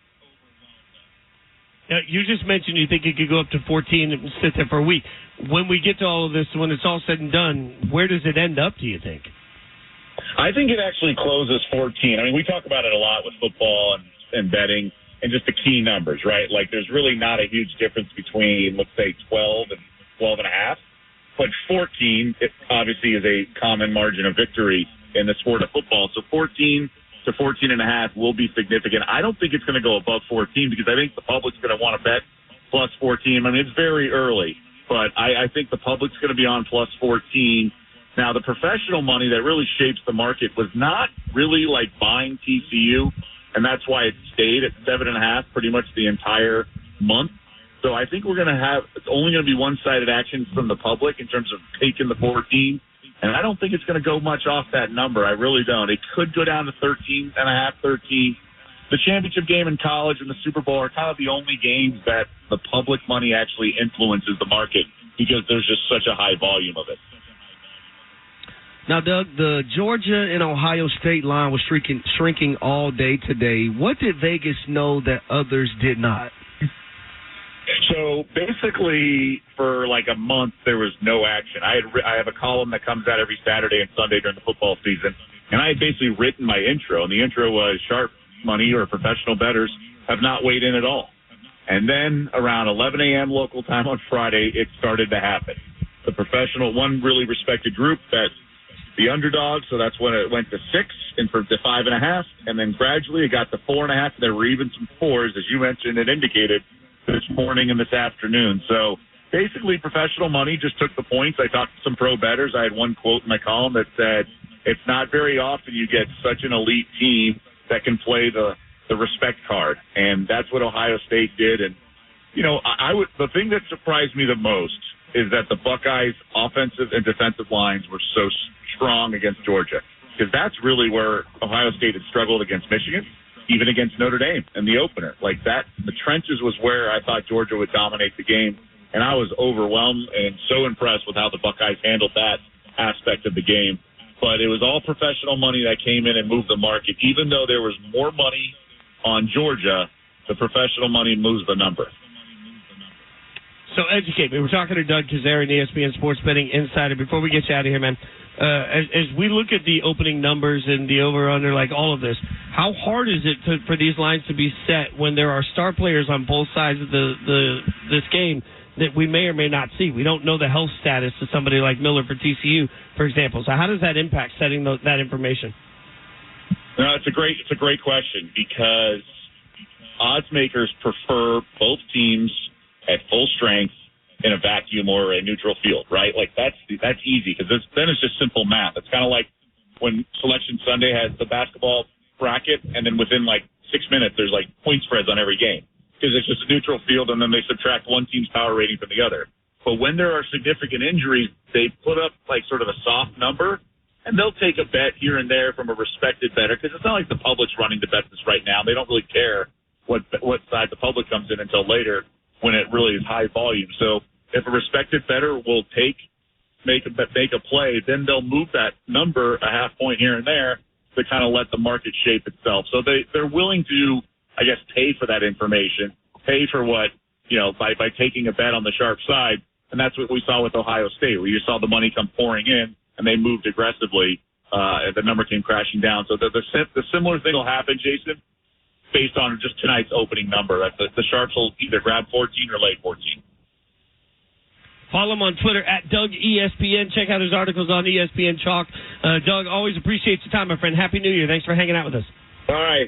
Same to you. Yeah, we're going to have the ball drop in about 90 minutes out here in Vegas, so you guys are ahead of us, obviously. Well, enjoy. Be safe, brother. Appreciate you. ESPN Sports Betting Insider Doug Kazarian. ESPN Radio is presented by Progressive Insurance. For a job you'll love, visit progressive.com/careers. We've got a lot to break down on these games. As we now know, TCU is going to be playing Georgia for the national championship again. That's on Monday, January 9th. So you're going to hear from TCU head coach Sonny Dykes. Plus, we're going to break down some of the mistakes that led us to where we are. This was not a clean day of college football. How did that impact everything we saw? We'll break it down. Game Night's College Football Playoff postgame show on ESPN Radio and the ESPN app. I'm Jason Fitz. He's Harry Douglas, and together we'll be Fitz and Douglas starting. Fitz and Douglas, learn the name of the show. Carl out. It's Fitz and Harry. He's Harry Douglas. I'm Jason Fitz. Starting January 3rd is Fitz and Harry, noon to 3 Eastern, Monday through Friday on ESPN Radio. You wanted more local? Are you afraid to be great? We're giving you more local. You're damn right I'm crazy. Bert Scott and Alan Honda. Two New York guys doing a New York show. Weekdays at noon. On 98.7 ESPN. Individuals and businesses with tax problems, listen carefully. Do you feel like you're losing control of your finances? If you owe over $10,000 in back taxes or have unfiled tax returns, we can help you take back control. The IRS is the largest and most aggressive collection agency in the world, and they can seize your bank accounts, garnish your paycheck, close your business, and file criminal charges. Take control of your tax problem now by calling the experts at U.S. Tax Shield and take advantage of the Fresh Start program and new laws that may allow us to negotiate a settlement for the lowest amount possible. Our team of tax attorneys and enrolled agents can stop collections and get you protected so you can take control of your financial future. U.S. Tax Shield offers a price protection guaranteed quote to get you protected today. U.S. Tax Shield is A+ rated with the Better Business Bureau, so call now. 800-687-5192. That's 800-687-5192. U.S. Tax Shield. 800-687-5192. Todd is in love. Sarah, I've never felt this way before. But he's about to find out that sometimes when you chase after love, I'm moving to Paris. You've got to step on the gas. Because this isn't your classic holiday rom-com. It's a Nissan event ad. Wait, what? Featuring a powerful performance by Nissan Rogue. Oh, come on. Todd? I'm coming with you. Get a low $199 per month lease on Altima. Get your heart racing at Nissan's Thrill of the Drive event. Availability is limited. Shop at your local Nissan store or at nissanusa.com. Don't let true love or these offers slip away. For well-qualified customers subject to NMAC credit approval, take from new dealer stock. See dealer for financing details. $24.24 initial payment for 18 months on 2023 Altima. Excludes tax, title, license, and $650 acquisition fee. Disposition fee due at lease end. Call 1-888-858-8319 for offer details. Ends 1/3/23. That to-do list you have needs one more thing. Chill. It's an easy thing to do. Just crack open an ice-cold Coors Light and chill. Take the afternoon off and binge watch anything. Go to happy hour and stay for a couple hours. Who's counting anyways? Or hang out with just your dog, because you've had enough human interaction this week. Whatever you do, do it with a Coors Light. Mountain Cold Refreshment made to chill. 2020 Coors Brewing Company, Golden, Colorado. Celebrate responsibly. To score a touchdown, everything needs to line up perfectly. No different than finding the person you want to marry. When the time comes to propose, well, do what I did. Visit the engagement experts at London Jewelers. They'll make shopping for a ring easy and help you find the end zone. Let them help you pick or design the perfect ring to fit any budget from their 2 by London collection. London Jewelers is committed to getting it just right. So visit London Jewelers today at any of their 7 locations, including the newest location at the mall at Short Hills. Mention I told you to stop by, and you'll get the Michael K. treatment. Anyone who has ever needed self-storage knows what a hassle it can be. You have to rent or borrow a truck and then find someone to help you move your stuff. And let's face it, moving furniture and heavy items without damaging them isn't easy. Renting the unit is worse. The hidden fees and admin costs are scarier than the dingy facilities you're leaving your stuff in. Why not use Closet Box instead? Closet Box is self-storage without leaving home. They'll pick up your belongings, store them securely, and bring any item back when you need it. The best part? Unlike traditional self-storage, you only pay for what you store. No paying for unused storage space. Closet Box's background check storage movers are licensed, bonded, and insured and will take care of all of the heavy lifting. Closet Box's local storage centers are temperature controlled and monitored 24/7. Closet Box has an A+ rating from the BBB. Call 877-233-5696 now for the season's best rates. Get $50 off first month storage using code RADIO50. That's 877-233-5696. 877-233-5696. This is Sports Center. I'm Steve Lennox. Georgia Bulldogs with a comeback win over Ohio State in the Chick-fil-A Peach Bowl Saturday night in Atlanta. Stetson Bennett's third touchdown pass of the game, and the extra point giving the Bulldogs a lead in the final minute of the fourth quarter. Georgia able to hold on for a 42-41 victory against the Buckeyes. Bennett after the game with Holly Rowe on ESPN. And then when we scored, I was scared to death because they played a hell of a game on offense. I was like, we scored too quick, and then our dude stepped up. What a game. What a game. You know, a little bit biased. That might be better than 17 Rose Bowl. I don't know, but good Lord. Georgia will now defend last year's national championship on January 9th against TCU in the Fiesta Bowl. TCU held on for a 51-45 victory against Michigan. Horned Frogs never trailed at any point, led by 19, 41-22 late in the third quarter. Michigan got to within 3 at 41-38 in the opening minute of the fourth quarter. TCU, with the upset victory, becomes the first Big 12 team to reach the title game in the CFP era. Head coach Sonny Dykes. Well, I'm just really proud of these guys. I mean, I can't say enough about, the kind of tough-minded kids that we've got. And they've just had a belief all year from really the first day of January. We came back from the start of school, the spring semester. They just came back with an attitude that says, hey, look, we're gonna win one game a week. We're gonna figure out how to grind this out. And they believed, and here we are. TCU won its first and only national title in football back in 1938.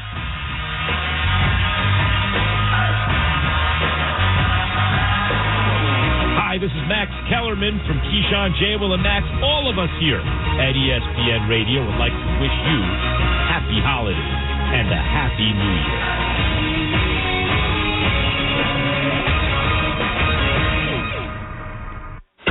This is Game Night's College Football Playoff Postgame Show on ESPN Radio and on the ESPN app. 3rd and 7. Michigan fans getting super loud. There's the snap. Here's the blitz. Duggan on the cross. Completes it to Johnston. He's at the 25. And a missed tackle. He's freed on the right sideline. 40 to the 50 to the 40, 30, 20, 10. Touchdown. 76 yards. Duggan to Quentin Johnston. Some of the best moments we saw today in two incredible college football games were not only great plays, but also huge mistakes that will define the reason teams lost. It's Game Night's College Football Playoff post-game show on ESPN Radio, the ESPN app, Sirius XM, Channel 80. I'm Jason Fitz, hanging out with my guy, Harry Douglas. You can hit us up on the Dr. Pepper call-in line, 888-SAY-ESPN, 888-729-3776. The College Football Playoff National Championship presented by AT&T is set. It will be TCU taking on Georgia Monday, January 9th. Coverage on ESPN Radio starts at 6:30 p.m. Eastern. Sean McDonough and Todd Blackledge will have the call. ESPN Radio, presented by Progressive Insurance. Progressive Insurance gives you protection on the phone, online, or on the app 24/7 because things happen 24/7. Quote at Progressive.com. One of the things that happened in this game, Harry, were mistakes. Georgia absolutely deserved to lose to TCU, and TCU played a hell of a football game. But it's okay to say that, and in the same breath also say, man, Michigan. It's late. Michigan found plenty of ways to lose that football game. As much as I don't want to take anything away from TCU, Michigan will look back at that film and say, man, how did we let that happen over and over again? Yeah, in the pregame show earlier, when I was on with Trevor Maddox and Kevin Winter, I said in the opening scene is that I want to see which quarterback is going to be able to play mistake-free football and not be the reason and make the least amount of mistakes and not be the reason his team loses. That was not J.J. McCarthy. And I think it started early on with a coaching decision, right? On 4th and goal in the tight red zone, I don't mind them going for it right there. I would rather them have kicked the field goal, but if you're going to go for it, call a play call that you normally is probably going to call or are going to call. They went Philly special, Philly. They thought J.J. McCarthy was Nick Foles. They just went off the rails. And I didn't like that play call because down in the tight red zone, I don't like when teams try to get cute. Right, if you're not gonna get it on a play that you run consistently and you probably know has a high percentage chance of working. But then they come right back and throw a pick six, J.J. McCarthy, on a 6-7 yard out route that Ronnie Bell was open. But here's the difference between college quarterbacks coming out nowadays versus college quarterback coming out 10 or 12 years ago.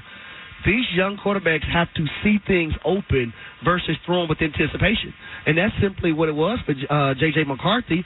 But then, the Michigan defense gets a turnover. Max Duggan throws an interception.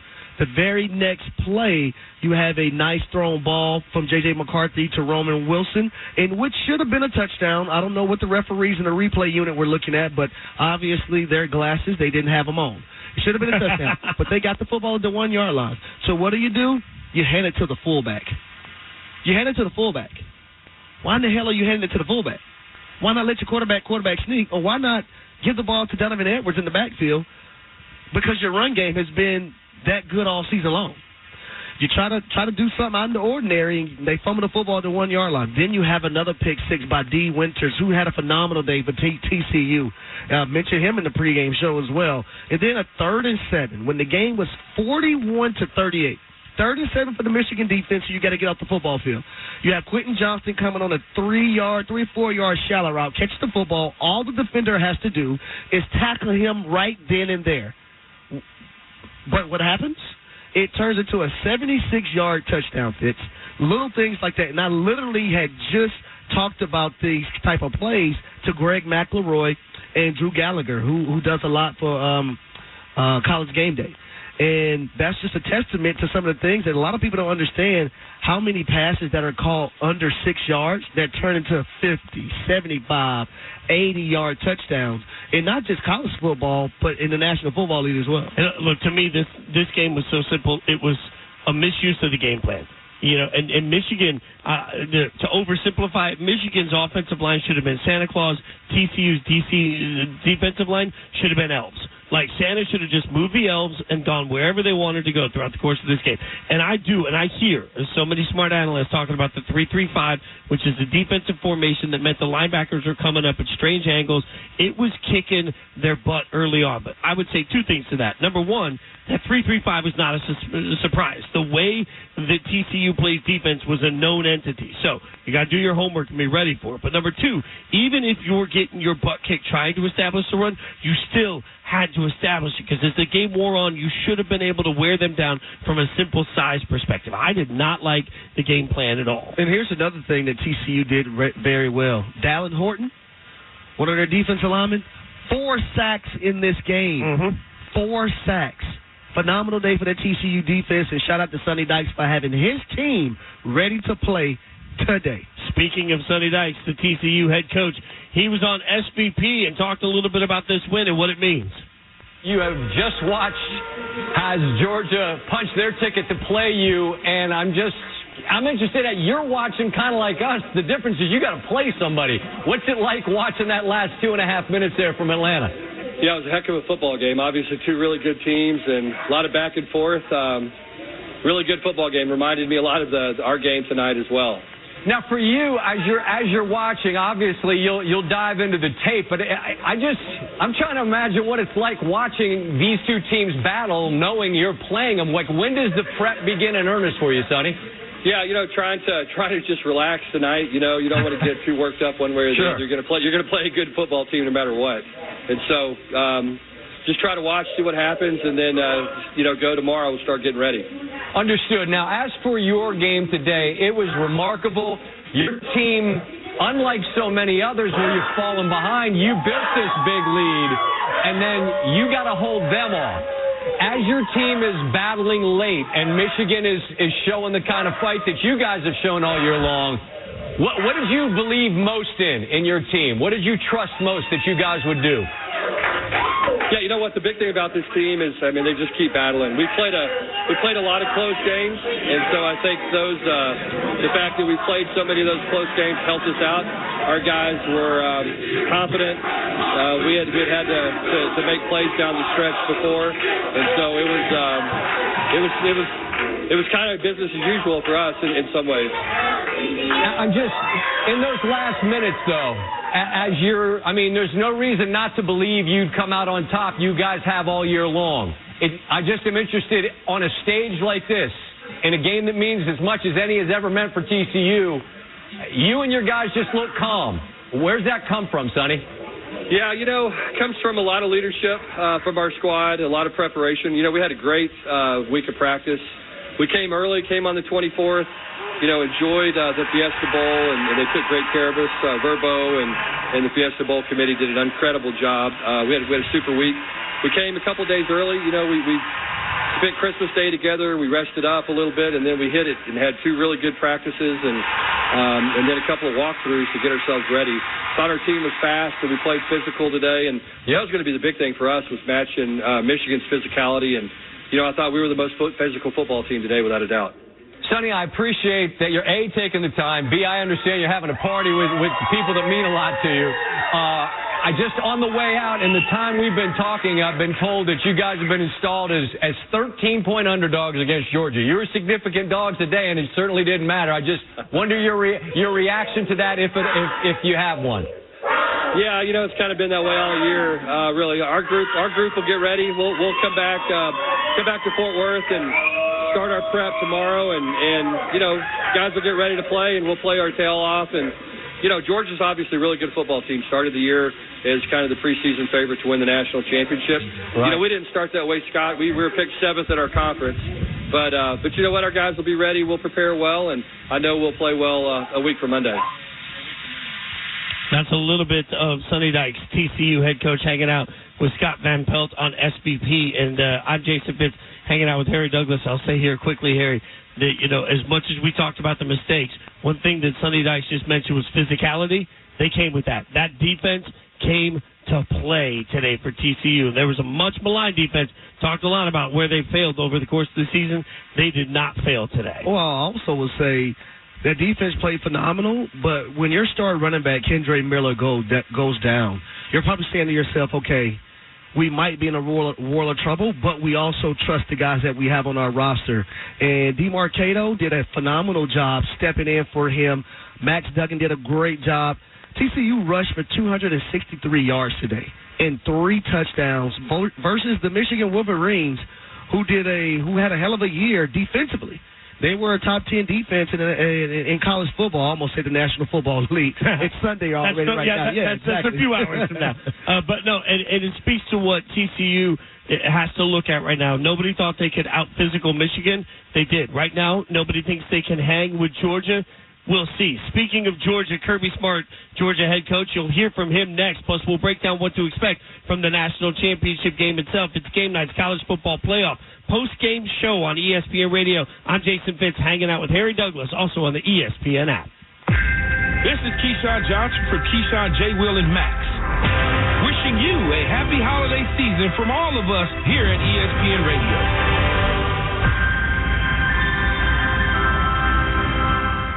More from Game Night next. It's an extra hour. Do not drive off the road with this big news. And a new start time. I'll give it to you whenever you want it. It's all coming to you weekday mornings from 6 to 10 on January 3rd with DiPietro and Rothenberg. I work with little babies. Who's the baby now? I'm the baby. On 98.7 ESPN. The Giants and Jets have fans excited.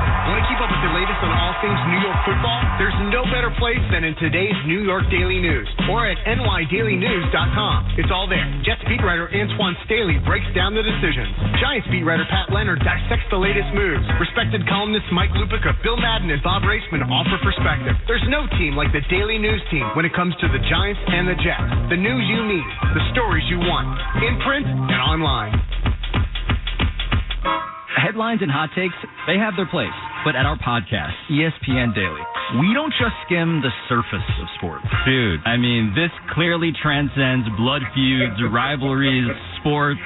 This is something far, far deeper than that. I'm your host, Pablo Torre, and every day, we try to dive into the stories behind the athletes.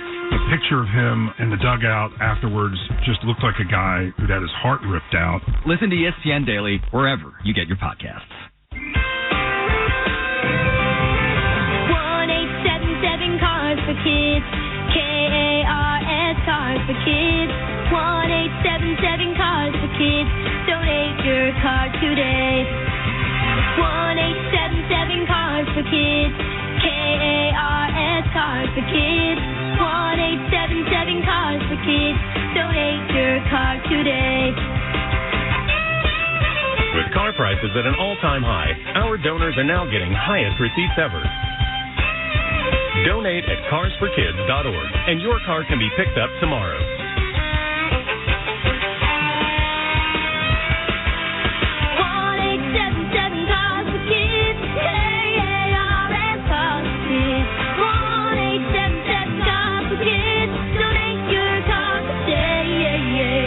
Accepting donations of land, homes, buildings, or any kind of real estate. During the holiday season, the New Jersey Transit Police Department reminds you that we all must work together to keep the transit system safe. Your attention is their most valuable asset. You ride New Jersey Transit trains or buses, or if you live or work near a station, the power is in your hands. Your cell phone or other handheld device can be the most effective way to safeguard the system. As you go about the daily routine, you know if something or someone seems out of place, be alert and aware of your surroundings. If something doesn't feel right, it probably isn't. Report suspicious activity to 1-888-TIPS-NJT or text your report to NJTPD. It's up to all of us to keep the transit system and our country safe.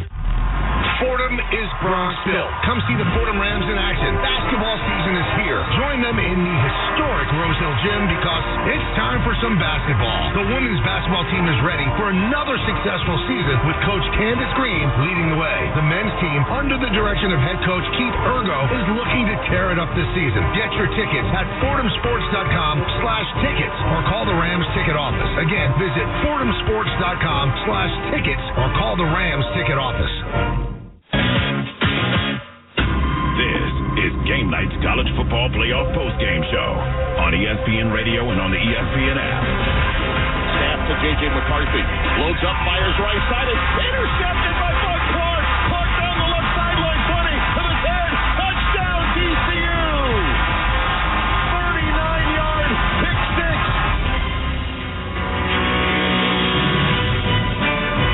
TCU shocks the world. Upsets Michigan, and now they are set to play in the national championship game against the Georgia team that survives an epic instant classic against Ohio State. It's Game Night's College Football Playoff Postgame Show on ESPN Radio, the ESPN app, Sirius XM Channel 8. You can always hang out with us on the Dr. Pepper call-in line, 888-SAY-ESPN, 888-729-3776. He's Harry Douglas. I'm Jason Fitz. We'll keep reminding you, Fitz and Harry starts January 3rd, noon to 3 p.m. Eastern, every single weekday on ESPN Radio. All the places you listen to ESPN. Plus, you can watch us in the ESPN app because we're just too pretty to only be on radio. College Football Playoff National Championship is presented by AT&T. That's Monday, January 9th. Coverage on ESPN Radio starts at 6:30 p.m. Eastern. Sean McDonough and Todd Blackledge will have the call. We are sitting in Mercedes-Benz Stadium, which I like to call Harry's house. Because I'm just telling you all, like, walking around. I mean, we were walking around, in the tunnel in the locker room area. I always call it backstage. But, we're walking in the behind-the-scenes area.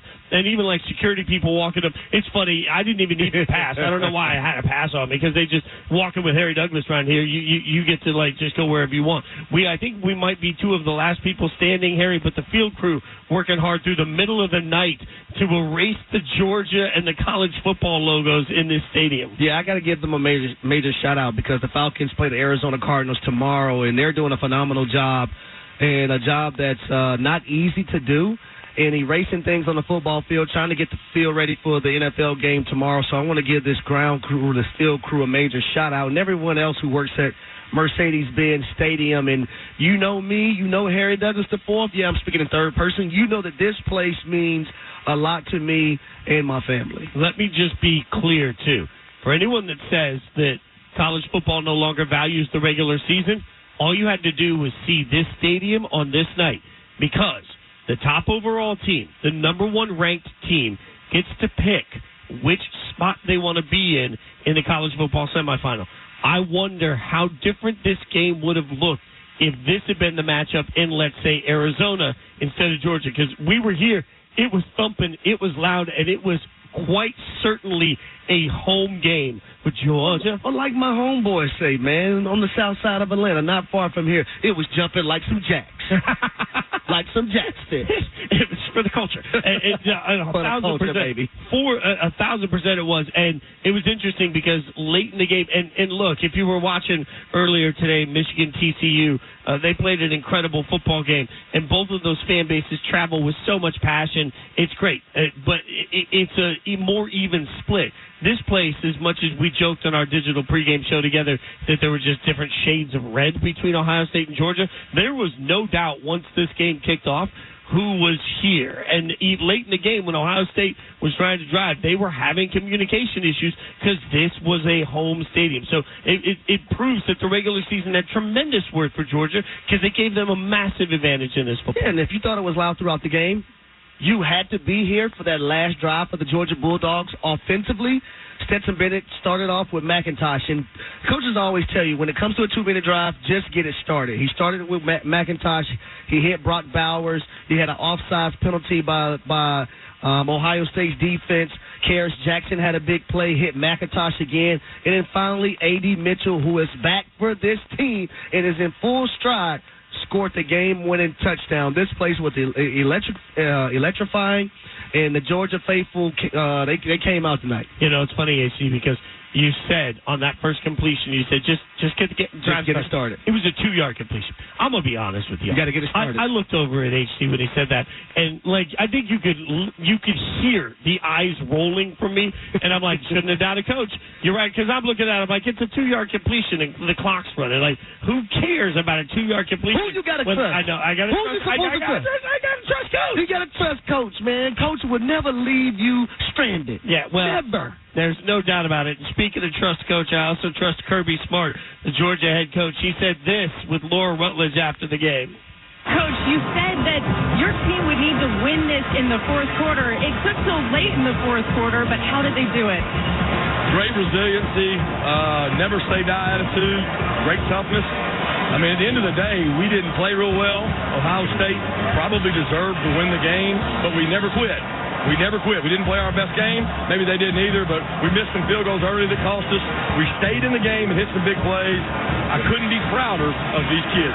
This is a special group now. They've overcome. Everybody's questioning them all year. They had lack of respect from game one till now. I'm proud of them. Go Dogs. You had a moment with Stetson Bennett in the fourth quarter telling him that you needed more out of him, and then he delivered like he usually does with his back against the wall. What did he show you? Well, he showed great competitive character, but he's got to play within our system, and he's got to do what he's supposed to do, or you can't win games. He didn't get those opportunities until the defense stopped him, and we got fortunate to stop him a couple times. He must play better if we expect to win the next one. You are going to have a chance to play for another national championship. You mentioned that this team has been doubted, but why are they ready for TCU? I don't know that we're ready for TCU right now. Based on what I just saw, we got a lot of work to do. So I don't know enough about TCU. I know I respect their coach and their program, and they did a tremendous job today, but we got to play better. Man, hearing Kirby Smart. Keep it real, Kirby. That's what I'm going to call him. Keep it real, Kirby. Look, I love that, dude. And think about what we just heard, even with this quarterback. I'm so used to quarterbacks being coddled, and like, everybody's going to make sure quarterback feels good. Trust me, it made me sick throughout my career. I cannot imagine. Don't sugarcoat it with a coach. Tell his ass the real. That's what I used to yell and scream. Don't sugarcoat nothing. Keep it real with your QB like you do with everybody else on the roster. And that's what Kirby's doing, right? Like, because he made it clear coming off the field at the half that he wasn't pleased with the way that his quarterback played. He made it clear coming off the field at the end of the game after a win that he wasn't. You got to play within the system. You got to play the way we're coached. I mean, he was sending a message to Stetson Bennett. He was sending a message to the defending national champion, undefeated quarterback of that is not good enough. And that's the craziest thing, because he's right. Ohio State did play the better football game here, and Georgia still won. So I'm looking squarely across. As like, I watched TCU shock the world today because nobody was giving them a shot, right? I watched TCU go in and say, no, we know what we're doing. Man, between the fact that TCU was able to do that to Michigan, which will be eye-opening, and then the fact that they needed so much to beat Ohio State, you are going to get the most alert version of Georgia possible in 10 days. Kirby Smart's going to make sure of it. He's going to have those guys on alert, and he touched on it in his interview. You had 2 missed field goals. You had an interception, and then Ohio State scored a touchdown off of that. Brock Bowers was a non-factor early on. I put that on Todd Monken, offensive coordinator. UGA, their defense gave up a touchdown right before half. Ohio State and C.J. Stroud did it with ease. And then the lack of pressure on C.J. Stroud, all those things went wrong. I can't wait for every single second of what this game is going to bring us, because we have 2 options. We either get a defending national champion that goes undefeated and starts dynasty talk of replacing Alabama, or we get the single greatest Cinderella story in college football history. Either way is a win. We got plenty more from a jam-packed day of college football. We'll keep breaking it down. Game Days, College Football Playoff Postgame Show on ESPN Radio. Jason Fitz, Harry Douglas. Hey, it's Amber Wilson. Catch me and Joe Fortenbaugh on our new show, Joe and Amber. It starts Tuesday, January 3rd, and we'll be with you to kick off the weekday night in sports from 7 to 9 Eastern on ESPN Radio, the ESPN app, Sirius XM Channel 80, and, of course, on your smart speaker.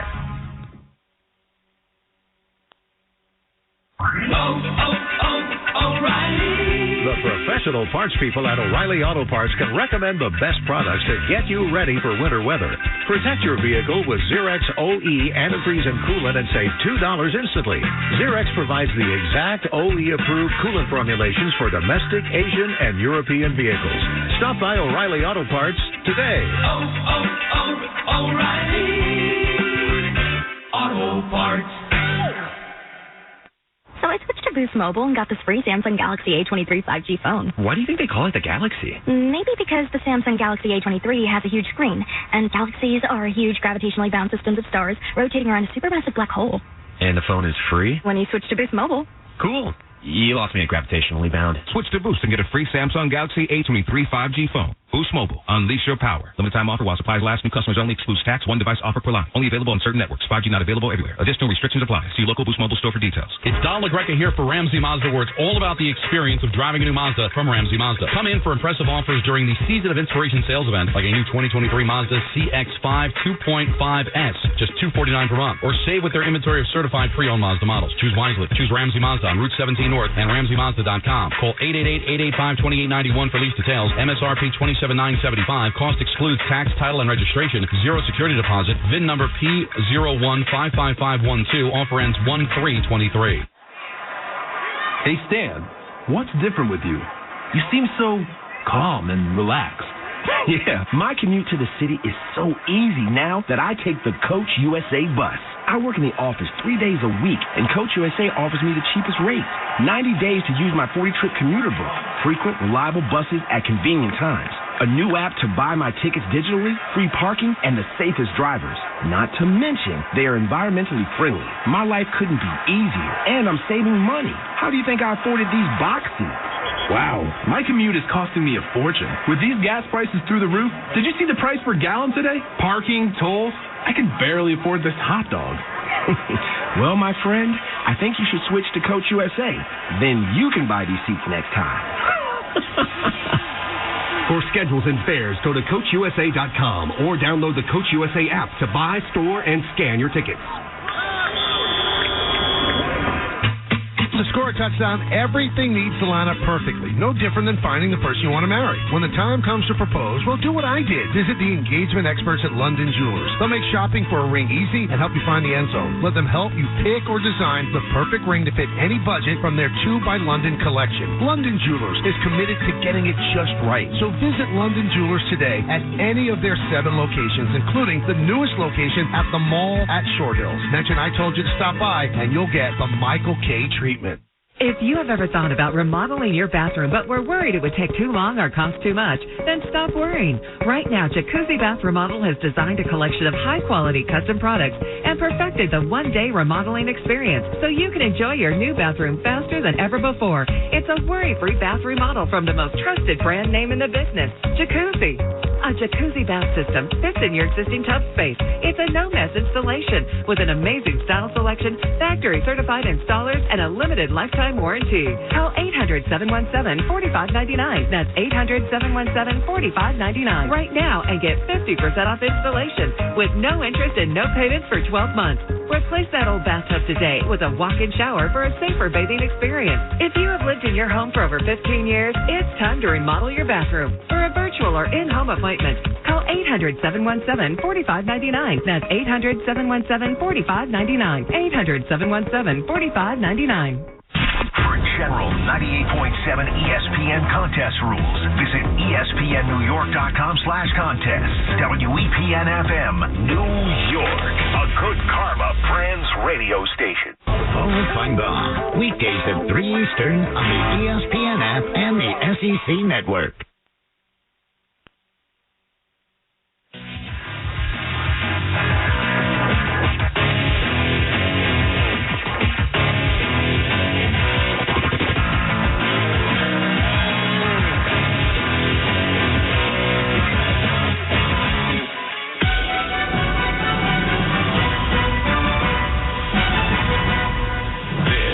Game Night's College Football Playoff Postgame Show on ESPN Radio and on the ESPN app.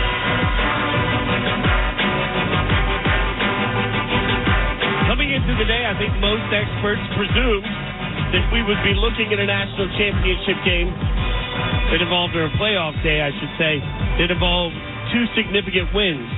Neither of those games went as most people expected, as TCU early in the day upsets Michigan with a thrilling victory that comes down to the wire. And then in the Peach Bowl, the game that we're sitting at right now, Georgia beats Ohio State by 1 by way of a missed 50-yard field goal as time runs off the clock. He's Harry Douglas. I'm Jason Fitz. It's Game Night's College Football Playoff post-game show on ESPN Radio, the ESPN app, Sirius XM, Channel 80. ESPN Radio is presented by Progressive Insurance.